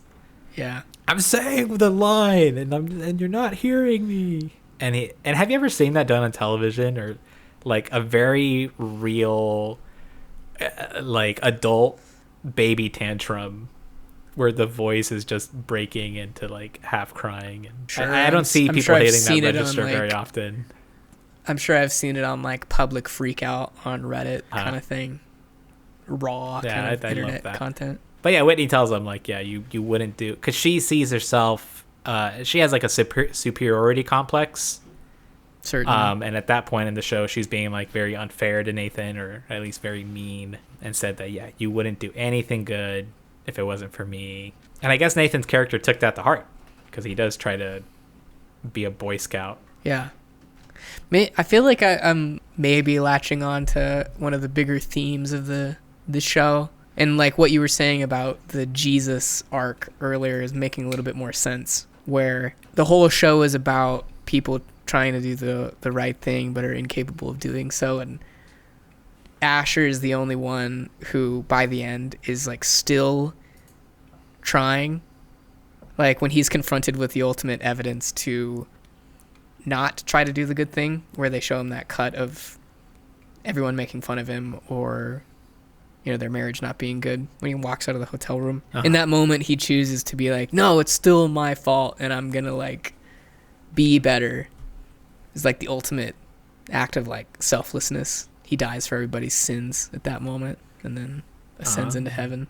It's just great television. What kind of television do you think this is? Because we talked about it as like normal narrative Nathan in like a traditional dramatic role, but it's also like kind of transmedia with all of the live appearances and the promo material that sort of fits into the larger 3D performance. Yeah. And also like in the context of other stuff that Nathan has done, which has also done that kind of thing, like from Dumb Starbucks, the reality show of Nathan For You, to the very wacky stuff that he did in The Rehearsal, the Fielder Method. It's a great continuation in that, in this guy's professional arc. Honestly, I could not be more of a fan of Nathan Fielder. Like, to me, I can't think of anybody that I like as much or more than him. David Lynch. Who are the other greats, you know, that we revere? Sort of transcendent artists. I don't know, man. Fucking Dolly surrealist Parton. artists. Dolly Parton. Yeah. Dali, maybe. Salvador Dali. He's just a surrealist. Salvador Dali Parton. So yeah, I think I don't know if I'm overstating it. I think with The Rehearsal is kind of like the first project of his that you know kind of hinted at him going in this direction.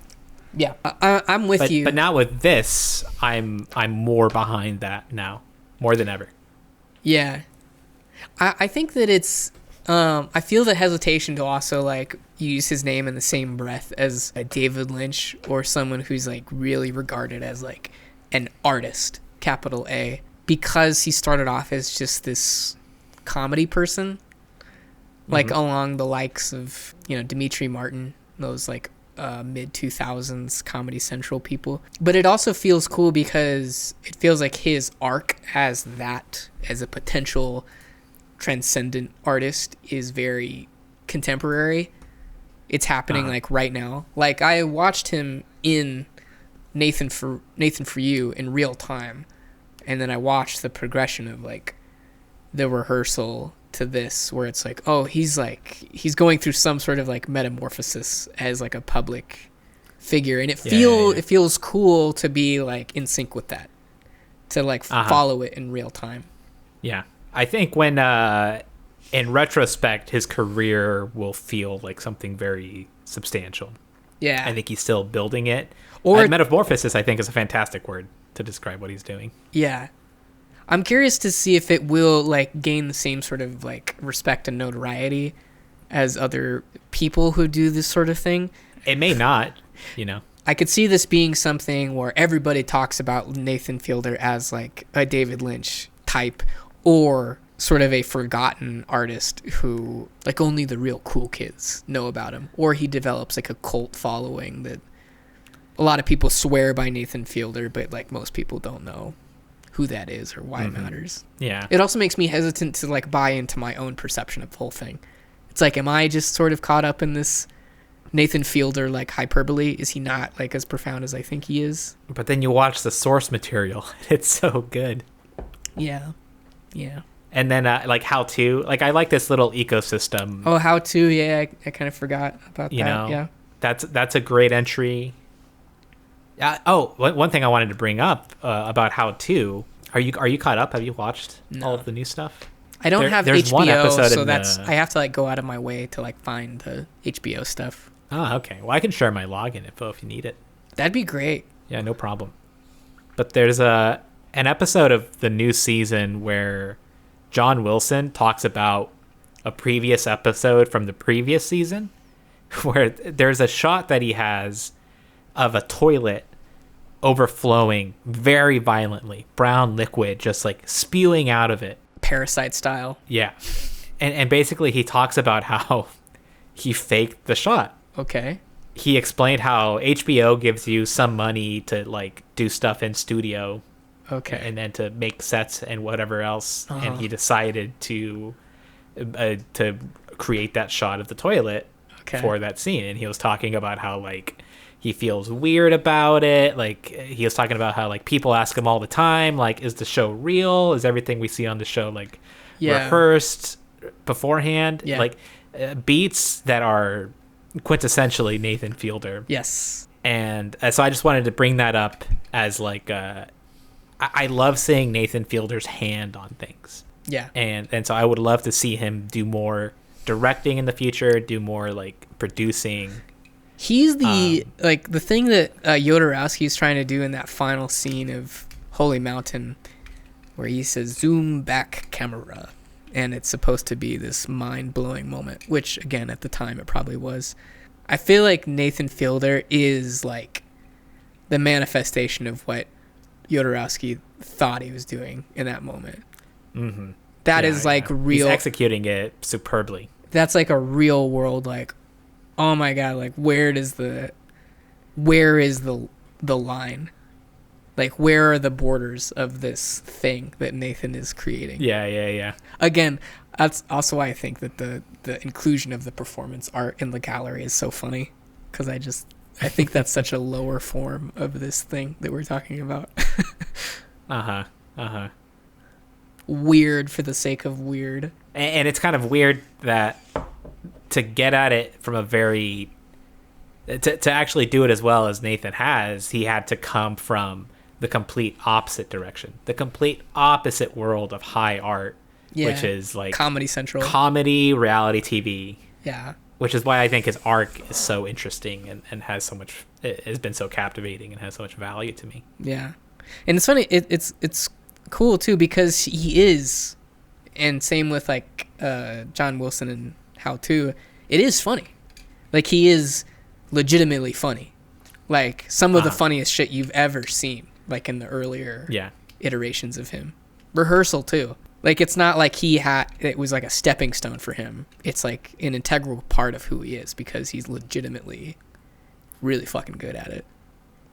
Yeah. Even this show, I mean, just hilarious in so many parts. Yes, very funny. I love that he teamed up with Safdie. Admittedly, I don't know too much about what the guy has done, but from what I do know, he complements Nathan very well. I mean, his whole career, Benny Safdie, it's like it's starting to go more towards acting than directing. Him. Yeah. They did, Uncut Gems, and then Benny Safdie was in Good Time, that movie with Robert Pattinson. Have you ever seen that? No. Ooh, very good. You should watch Good Time. Good Time as soon as possible. What else did they worked on something else. Oh, one thing I wanted to bring up. A lot of people don't get it.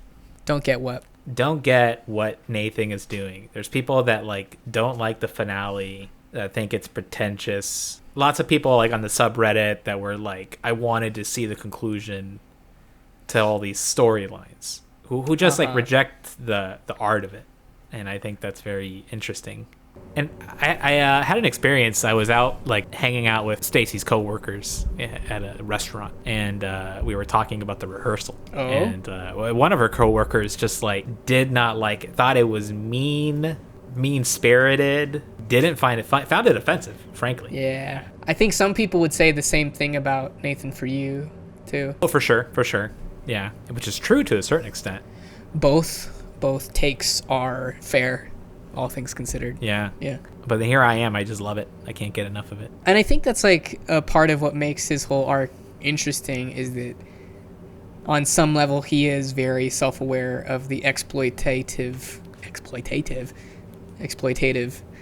nature of the last two shows that he made.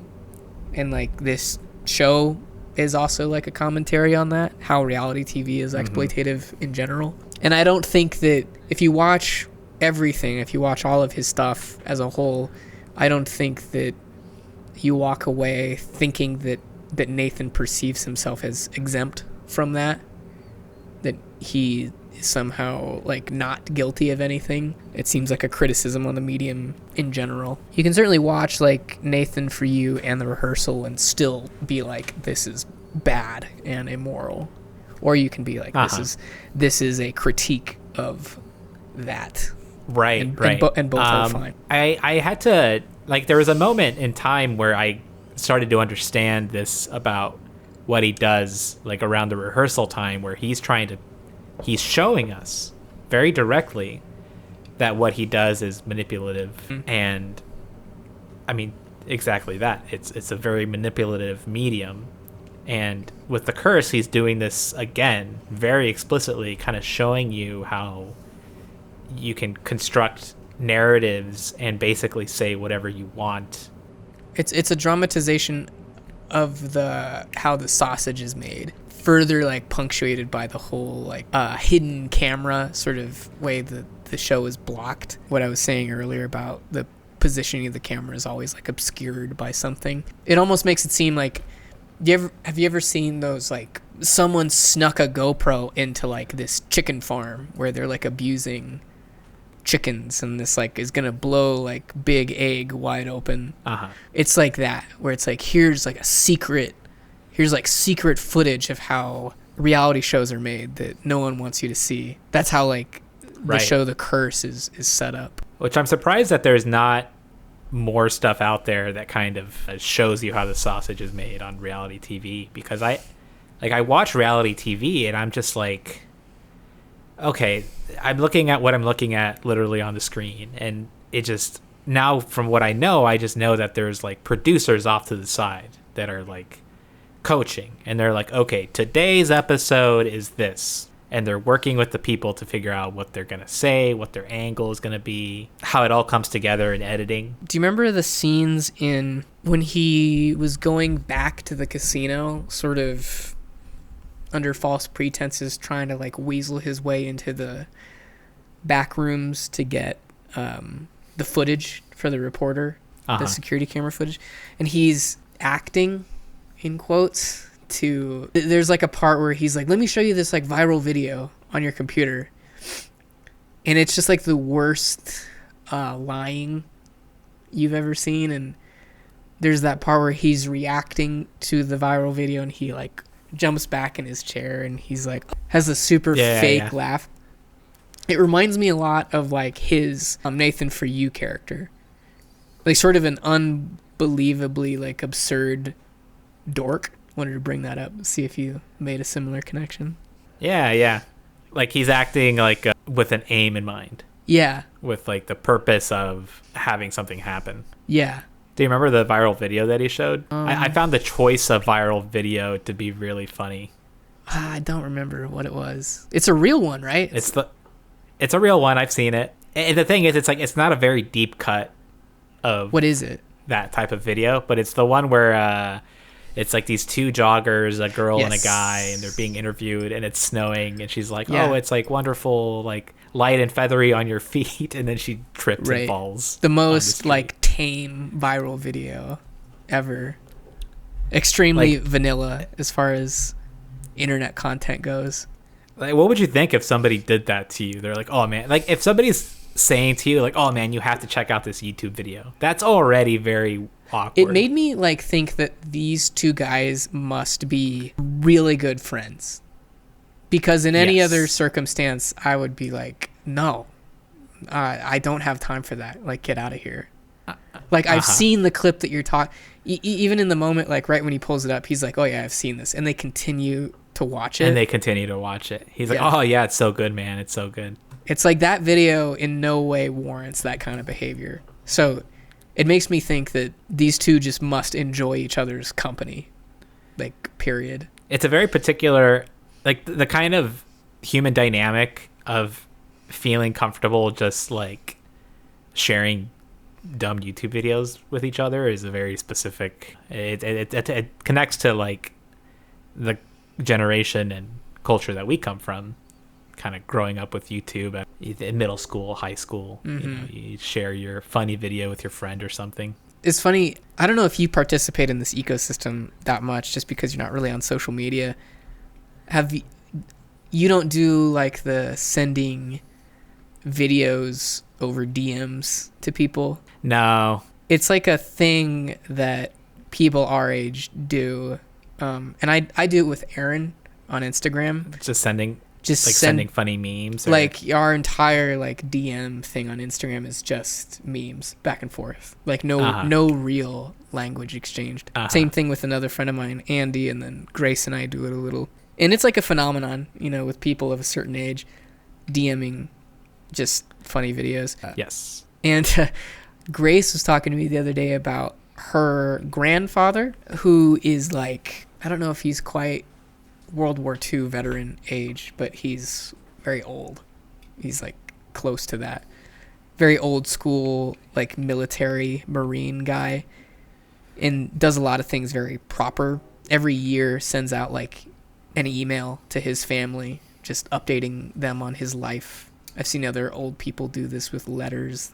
I think you know what I'm talking about. And pretty recently he sent her an email, just to her and maybe like 3 other of her cousins about the same age, that was just like a little comic about like some silly dynamic between boomers and millennials and technology. Just like a silly kind of newspaper style comic as an attachment to an email that had like a whole paragraph like attached to it explaining the comic. And I was like, oh, that's your grandfather's version of what we do with like the DMing videos, just sending each other like funny shit. It's just like his is through a completely different like context and medium.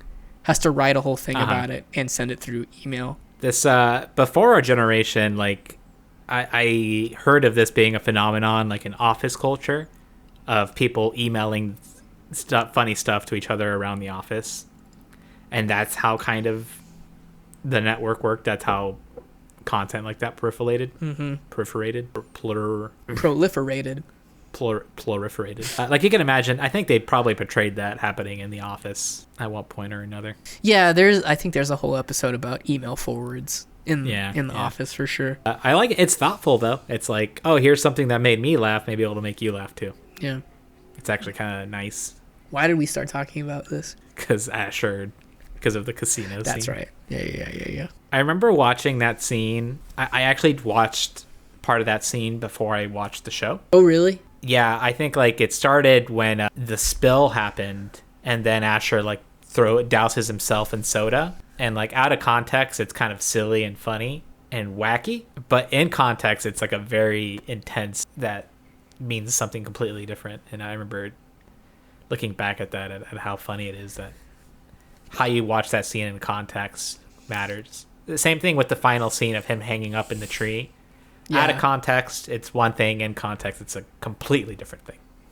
Out of context, it seems like a Nathan For You sort of stunt, almost. Pranky, almost. In the show, it's so weird. Like, right. He's strictly trying to get the guy out of his office so he can be on the computer by himself, and when he's on the floor, he looks like a psychopath, like pouring that Gatorade like directly on his friend. And the friend, like right after, he's like, "What the fuck, Asher?" Which is the right way to respond to that. It is like a "What the fuck are you doing?" And as the audience, we're right there with him. We're like, "What the what the fuck are you?" You're like, doing? "There's no way this is gonna work." Like you're right on the razor's edge of being uncovered and failing. Right. I thought Asher like showed a lot of tenacity in that scene. Just like very driven. Like he has a mission. Yeah. He has something that he needs to make happen, and he doesn't take no for an answer, and he makes it happen. He's really smart. I think that the show does show him as smart. Maybe not like emotionally intelligent. Maybe not emotionally like intelligent. Strategically. Yeah, he's a smart man. Maybe just not a very wise man. Because he's good with like contracts. That's something they establish early on. They're like, oh, Asher handles contracts, and they make it pretty clear that he drafts up himself like all sort of legal agreements that they enter into as a couple, which is a good skill. Impressive skill. Yeah, very impressive to me. I bet Nathan Fielder for real is also like that. I bet he has knows his way around a contract pretty well. Yeah. He has to, right? With how many like bullshit contracts and release forms he has to make people trick people into signing half the time. That scene where he's like has the manila envelope with that one couple who ultimately like backs out of the sale, and it's just the do you remember this scene? He has like the envelope and he's like trying to approach them about signing it, and then like the conversation just devolves and he ends up putting the contract right back in the envelope. It never gets even close to them signing. I don't remember. It made me think a lot about like Nathan For You style conversations where they have to talk to real people and Be like, well, we Yeah. need to have you sign this thing, and you're Yeah, for sure intentional. It reminds me of another scene in The Curse when they talk to Kara for like one of the first times they take her out to dinner yeah, towards the beginning. And Nathan comes in like too strong. And it's annoying Whitney because she kind of wants to handle it her way of kind of dancing around the issue and kind of like setting up a repertoire with her. yeah, And then kind of easing into the asking about using the art in the show. But Nathan kind of leads with that because he's like, oh, we want to get to the business that we're here to do. yeah. And I think probably like scares Kara off. And I don't know if Yeah, like just, if him coming in too strong like scares Kara, whatever her name is. I kind of took it to mean that they were both being weird and extreme in their own ways, and that Kara just wasn't vibing with that either way. If anything, Nathan's approach was better because it was gonna end bad either way, like regardless of who was leading the way. And at least in Nathan's version or Asher's version, like you had made the pitch, because they didn't even get to that. By the time that the dinner was over, like they didn't even have time to talk about anything business related. there was one remark where like where Kara just like straight up says it's like, oh, like, well, if you're talking about like using the art on the show, that's like a no-go for me. Like, Right. she very It's like straight up what explicitly- they're asking like, her to do. they're just like, oh no, of course not. I mean, Yeah, that's not- yeah. But I mean, Whitney's approach ultimately worked. The kind of like weaseling it, like just like bullshit weaseling, and being manipulative and getting her with the consulting thing. Yeah. That's what it was. Her approach would have been to like get her to do consulting, which is the easy ask, and then working up to the bigger ask once you kind of like have her in your clutches. Yeah. That's what makes Whitney like so sinister, I think, is that the way that she handled her relationship with Kara is equal parts interest in the show, like wanting to like have this person of notoriety like featured in the show so the show has notoriety, but also it's clear that Whitney just wants to be in the circle that this person is in. She wants to be considered her friend and a real quote unquote artist, and is like desperately trying to like elbow her way into that. Literally, I'll get into the circle. Remember that one scene when she's like at an art show and she's like literally trying to like stand in the circle and everybody's like just forcing her way in with a smile. And then she ultimately, it sort of transitions to like her wanting to be legitimized by this person, both as an artist and a friend. It seems like both characters, Asher and Whitney, they desperately want to just be friends. They just like want friends. And then Whitney, as it relates to Kara, slowly transforms into like using that faux friendship to just like selfish reasons. Yeah, She just like wants the stamp of approval from Kara. Right. Which is a real world phenomenon. This kind of there's a term, social climber. I don't know if it exactly 100% applies here, but just the idea that you'll use your social life in a very targeted way.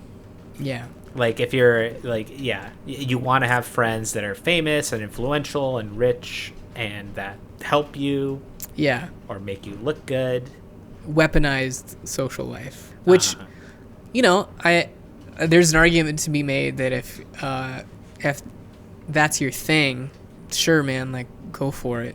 Like make the proper relationships to advance in your career. But I think the problem comes in when you start to like confuse that with any sort of real, genuine social life that you may or may not have. Because in Whitney's case, like she has no friends.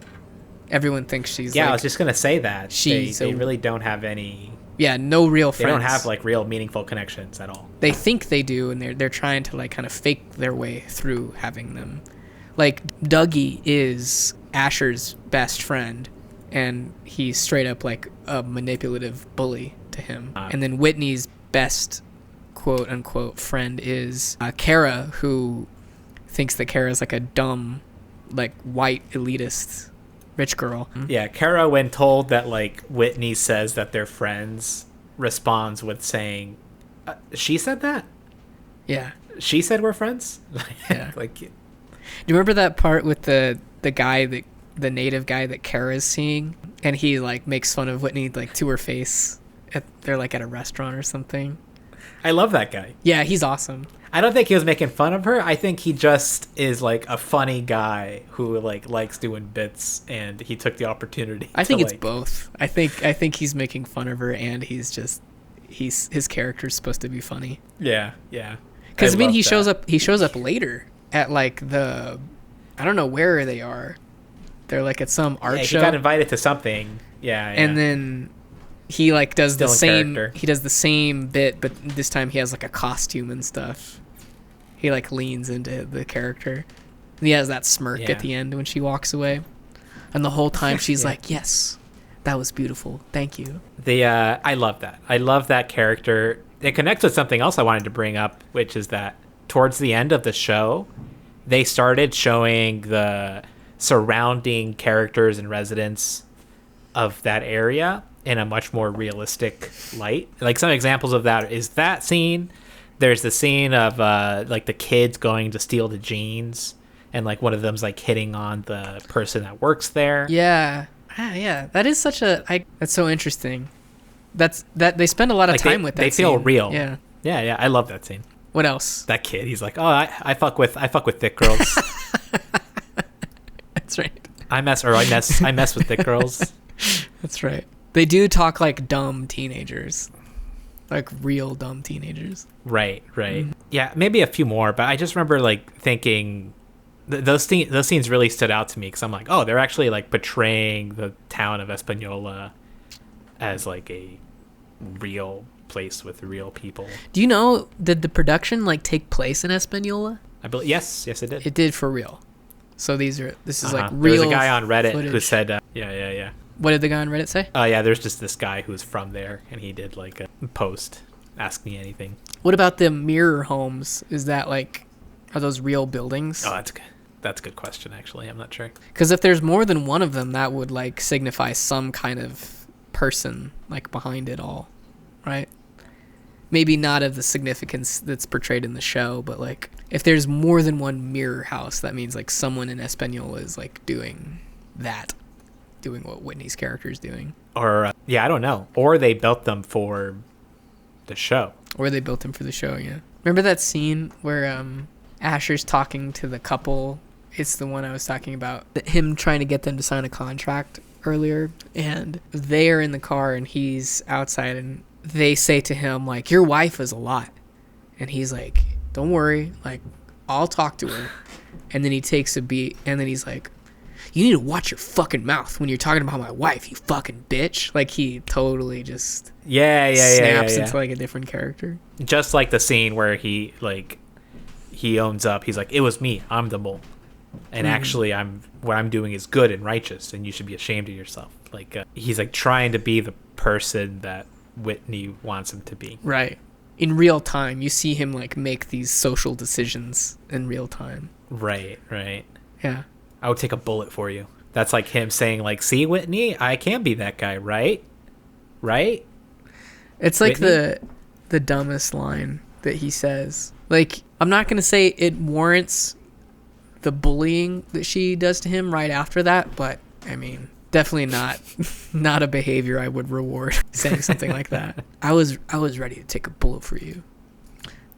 Okay, dude. The guns thing, we didn't talk about it too much, but like the scene that prompted that, like that one guy showing up with all of his friends with guns is like in a 2024 world sort of very scary to me. Seems like something that could really happen where it's just like a bunch of local dudes like cosplay vigilante and like show up at someone's house with guns and start something that doesn't need to be elevated to that level at all.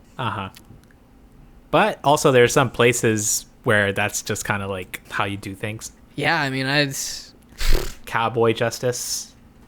it seems, yes, there are places like that, but that seemed like a place where, I don't know, maybe I'm projecting. It seemed like a place where that was not welcome, cowboy justice. At least I in wonder, because it is a very small town. If it would exist anywhere, it would exist in areas like that. Yeah, I suppose so. Where like legitimate authority is less of a presence. Yeah. Remember like at the end when he like Asher stands up to him? They both like stand up in the living room and they kind of get in each other's faces. And the Latino guy is like, "Can I use your bathroom?" Oh yeah, dude, that was so scary. And like, no. Yeah. And Asher's like, "No, get out of my house." Yeah, what was up with that? It seemed just like an intimidation thing to me. Like the guy was just trying to like get in Asher's head a little bit, and it seemed very real. Like I would believe that is how something like that would go down. Yeah, for sure. Yeah. I've seen enough like world star hip hop to feel like I understand what would happen in that situation. What do you think would happen? He would just like trash the place or something once he got further into the house? I don't know, maybe not like trash it or anything, but just asserting his dominance over Asher. Just be like, I'm calling the shots here, not you. It wouldn't have gotten if Asher had like continued to like provoke him, it could have easily gotten violent, but had he simply like backed off at that point, that's all it would have been. I think he must have still been working the security guard position before then. Do you think? What do you mean? Like he was their security guard, and I think like he was probably like I think that was him quitting, but I feel like he was still the security guard before then. I feel like that makes sense why it would be such an issue with him, because they have the situation going on that's promoting crime, and it's his job to deal with that crime. Right. So I can see why he feels like he's being fucked over. He says something straight up where he's like, "You guys are trying to make me look bad," in that altercation for what you just said. Right. Whether or not it's deliberate is moot. It's just like what they're doing is objectively making him look bad. And then they're also, and there's like another, they're also like telling him to be security, but like don't show up with his gun. Don't stop people when they're committing crimes. Right. So he's like, what do you want me to do? Like, you're putting me in an impossible situation while like kind of fucking up my neighborhood. And he's also like, he's like a criminal who seems to be like a little hardened by his past. And so he wouldn't like, he'd be like, I don't know how to deal with this thing in any other way. Like a fight fire with fire kind of guy. Right. If I could just like speculate a little bit, you know, let's say he's ex-gang and he's been trying to go clean, go straight. And now he's working this job that's like bringing unwanted criminal attention, and he's directly involved with it. You can imagine how that would be very unideal for him. Yes. Like he may be coming up against criminal elements, maybe even people that he knows, like gang members that he knows. And now he's against them. Now he's supposed to stop them. And this is a world that he's trying to leave. Yeah. When he first took that job, the security guard job, that was quite a phone conversation, right? He's just like, okay. Yeah. I should probably come. Like he sets the parameters of the job right away. I should come like, between 3 a.m. and 7 a.m. Something like that. That's when all the weirdos come out. He brings the gun. He brings the chair. He knows what's up. He like, because I think they make it seem like he had done security before. Interesting guy. That can't be legal. You can't just like hire security like that, right? It's got to be on the up and up. I don't know. I mean, fucking put on a uniform or something. Yeah, I don't know. I mean, as to what we were just talking about earlier, if it was gonna happen anywhere, I mean, a rural community in New Mexico seems like a place where that you could do that. That scene really highlighted the disconnect between Whitney's and like the real world of Espanola. Yeah. Where like all of a sudden she finds herself in a situation where she's like making moves and hiring people like Tony Soprano. Yeah. And she desperately doesn't want it to be that, but that's what it is. Yeah. Is sort of confronted with the real world, but unable to deal with it in a meaningful way. The show puts you in this like weird position because you are like on the side of Whitney, and you want like everything to be handled as fairly and as ethically and as liberally minded as possible, but just the circumstance of the community that she's in will not permit that, or will take advantage of that. And so she and us are confronted with this impossible situation where it's like we want to do right by the people who live here, but also there's nothing in our playbook that says like how to actually deal with this the right way. Mm-hmm. So earlier when you were talking about good guys and bad guys, there's not a lot of room for that kind of like binary thinking in the whole show. Yeah, complex. It's a good show. Look how generative it is. And we haven't even exhausted, I feel like, the things we could talk about. And you even said that you thought the first 9 episodes were sort of maybe not a waste of time, but I think you're more ready to dismiss them as anything after seeing the last episode. But I think that they all... Right. I think the right. whole show is like, as a holistic piece of media, I like it. I don't think that I could... Yeah. Even if the whole show was supernatural, or if the last episode was not, in any scenario, I still like it. Yeah. And as we've been talking about it, and I've been kind of jumping around on my computer here, I can see that there's like, yeah, there was a lot of great moments, and definitely not a waste the first 9 episodes. I think that your spoiler text helped me sort of get over that hump of this just being like another TV show. I tuned in like a little more closely after that text. I was like, okay, there's something more to this, and I can therefore be more patient with whatever I think at first might be a little boring. I think what you just said there, just another TV show, is kind of key. I was reading an interview that like Benny Safdie did, and he was kind of just expressing this idea that, and it's a thought that I've had before about how all these shows are coming out and they're all like good. There's so much quote unquote good TV out right now, but in just the volume of it, and it all kind of starts to feel monotonous. And like in the fact that all the media now is been kind of perfected in the artistry of it, it feels like we've kind of hit a slump in creativity. Right. Yes. Like I don't want to watch Succession, and I've seen a couple of episodes of it, and I have to admit that it's like a well acted, directed show that is fun to watch. I'm totally with you. I don't want that experience anymore. I see Succession from a distance, and I think can understand the same things that you do, and can simultaneously be like, I don't care.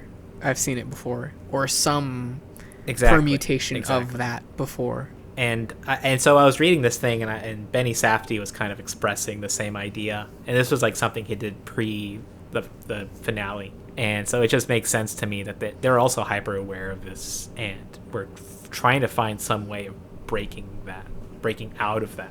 In a lot of ways, I think that's what they were trying to do here with the finale. That's episodes cool. 1 through 9, at its worst, episodes 1 through 9 are expected high prestige TV experience that we've come to know. You're reminding me of a scene towards the end. It's related. It has like things that happen in the beginning and the end. But when Dougie shows Whitney kind of the most recent cut, I think it might be towards the end, and her reaction after seeing like however many minutes of the show is just like, that's it? Yeah. That's all we made? Like, it just feels so lifeless. Like there's nothing to this. And then earlier in the show, Dougie's also like pushing for more kind of what is sensational TV, trying to do stuff that's unexpected or weird or more like gotcha reality TV. But whether that's related or not, I'm sure it is. But the more focused point is what Whitney says, where it's just like, this thing that we made is and lifeless and nothing new, and then that's the fulcrum of them changing everything about the show. Yes. I love that scene. That was so good. And Dougie had like I don't know if he literally had a smirk on his face, but he might as well have had like a fucking look on his face that said like, here's what you asked for. I made it. Look at it. Look how much it sucks. This is what you wanted. You know that too, because he had like the alternative ready to go right after that. Like he had the other cut. Be like, here's what you actually want. I already made it. Yeah. I love that moment. That's when like the Dougie Whitney alliance kind of formed. Yeah. They start to conspire against Asher. This show gets a fucking 10 out of 10 Dyson vacuums. 10 out of 10. Or chicken pennes. Chicken on the sink. 10 out of 10. What could be a good one? 10 out of 10 racist Native American statues. 10 out of 10. Yeah. That's great. The scene when he shows up to her house with it and it like totally like the joke doesn't land. Totally backfires. Kara opens the door and is like, am I being hate crimed right now? Yeah, exactly. And then Whitney jumps out and she's still like, am I being hate crimed right now? Yeah, she yeah, still didn't get it. Yeah. Thanks for listening. Filmhole is produced by just us, myself and Raul. Our music is by W, that's underscore the word double and 2 U's. Get Filmhole wherever you listen to podcasts. If you like it, rate it. If you hate it, maybe don't. Thanks again. See you next time.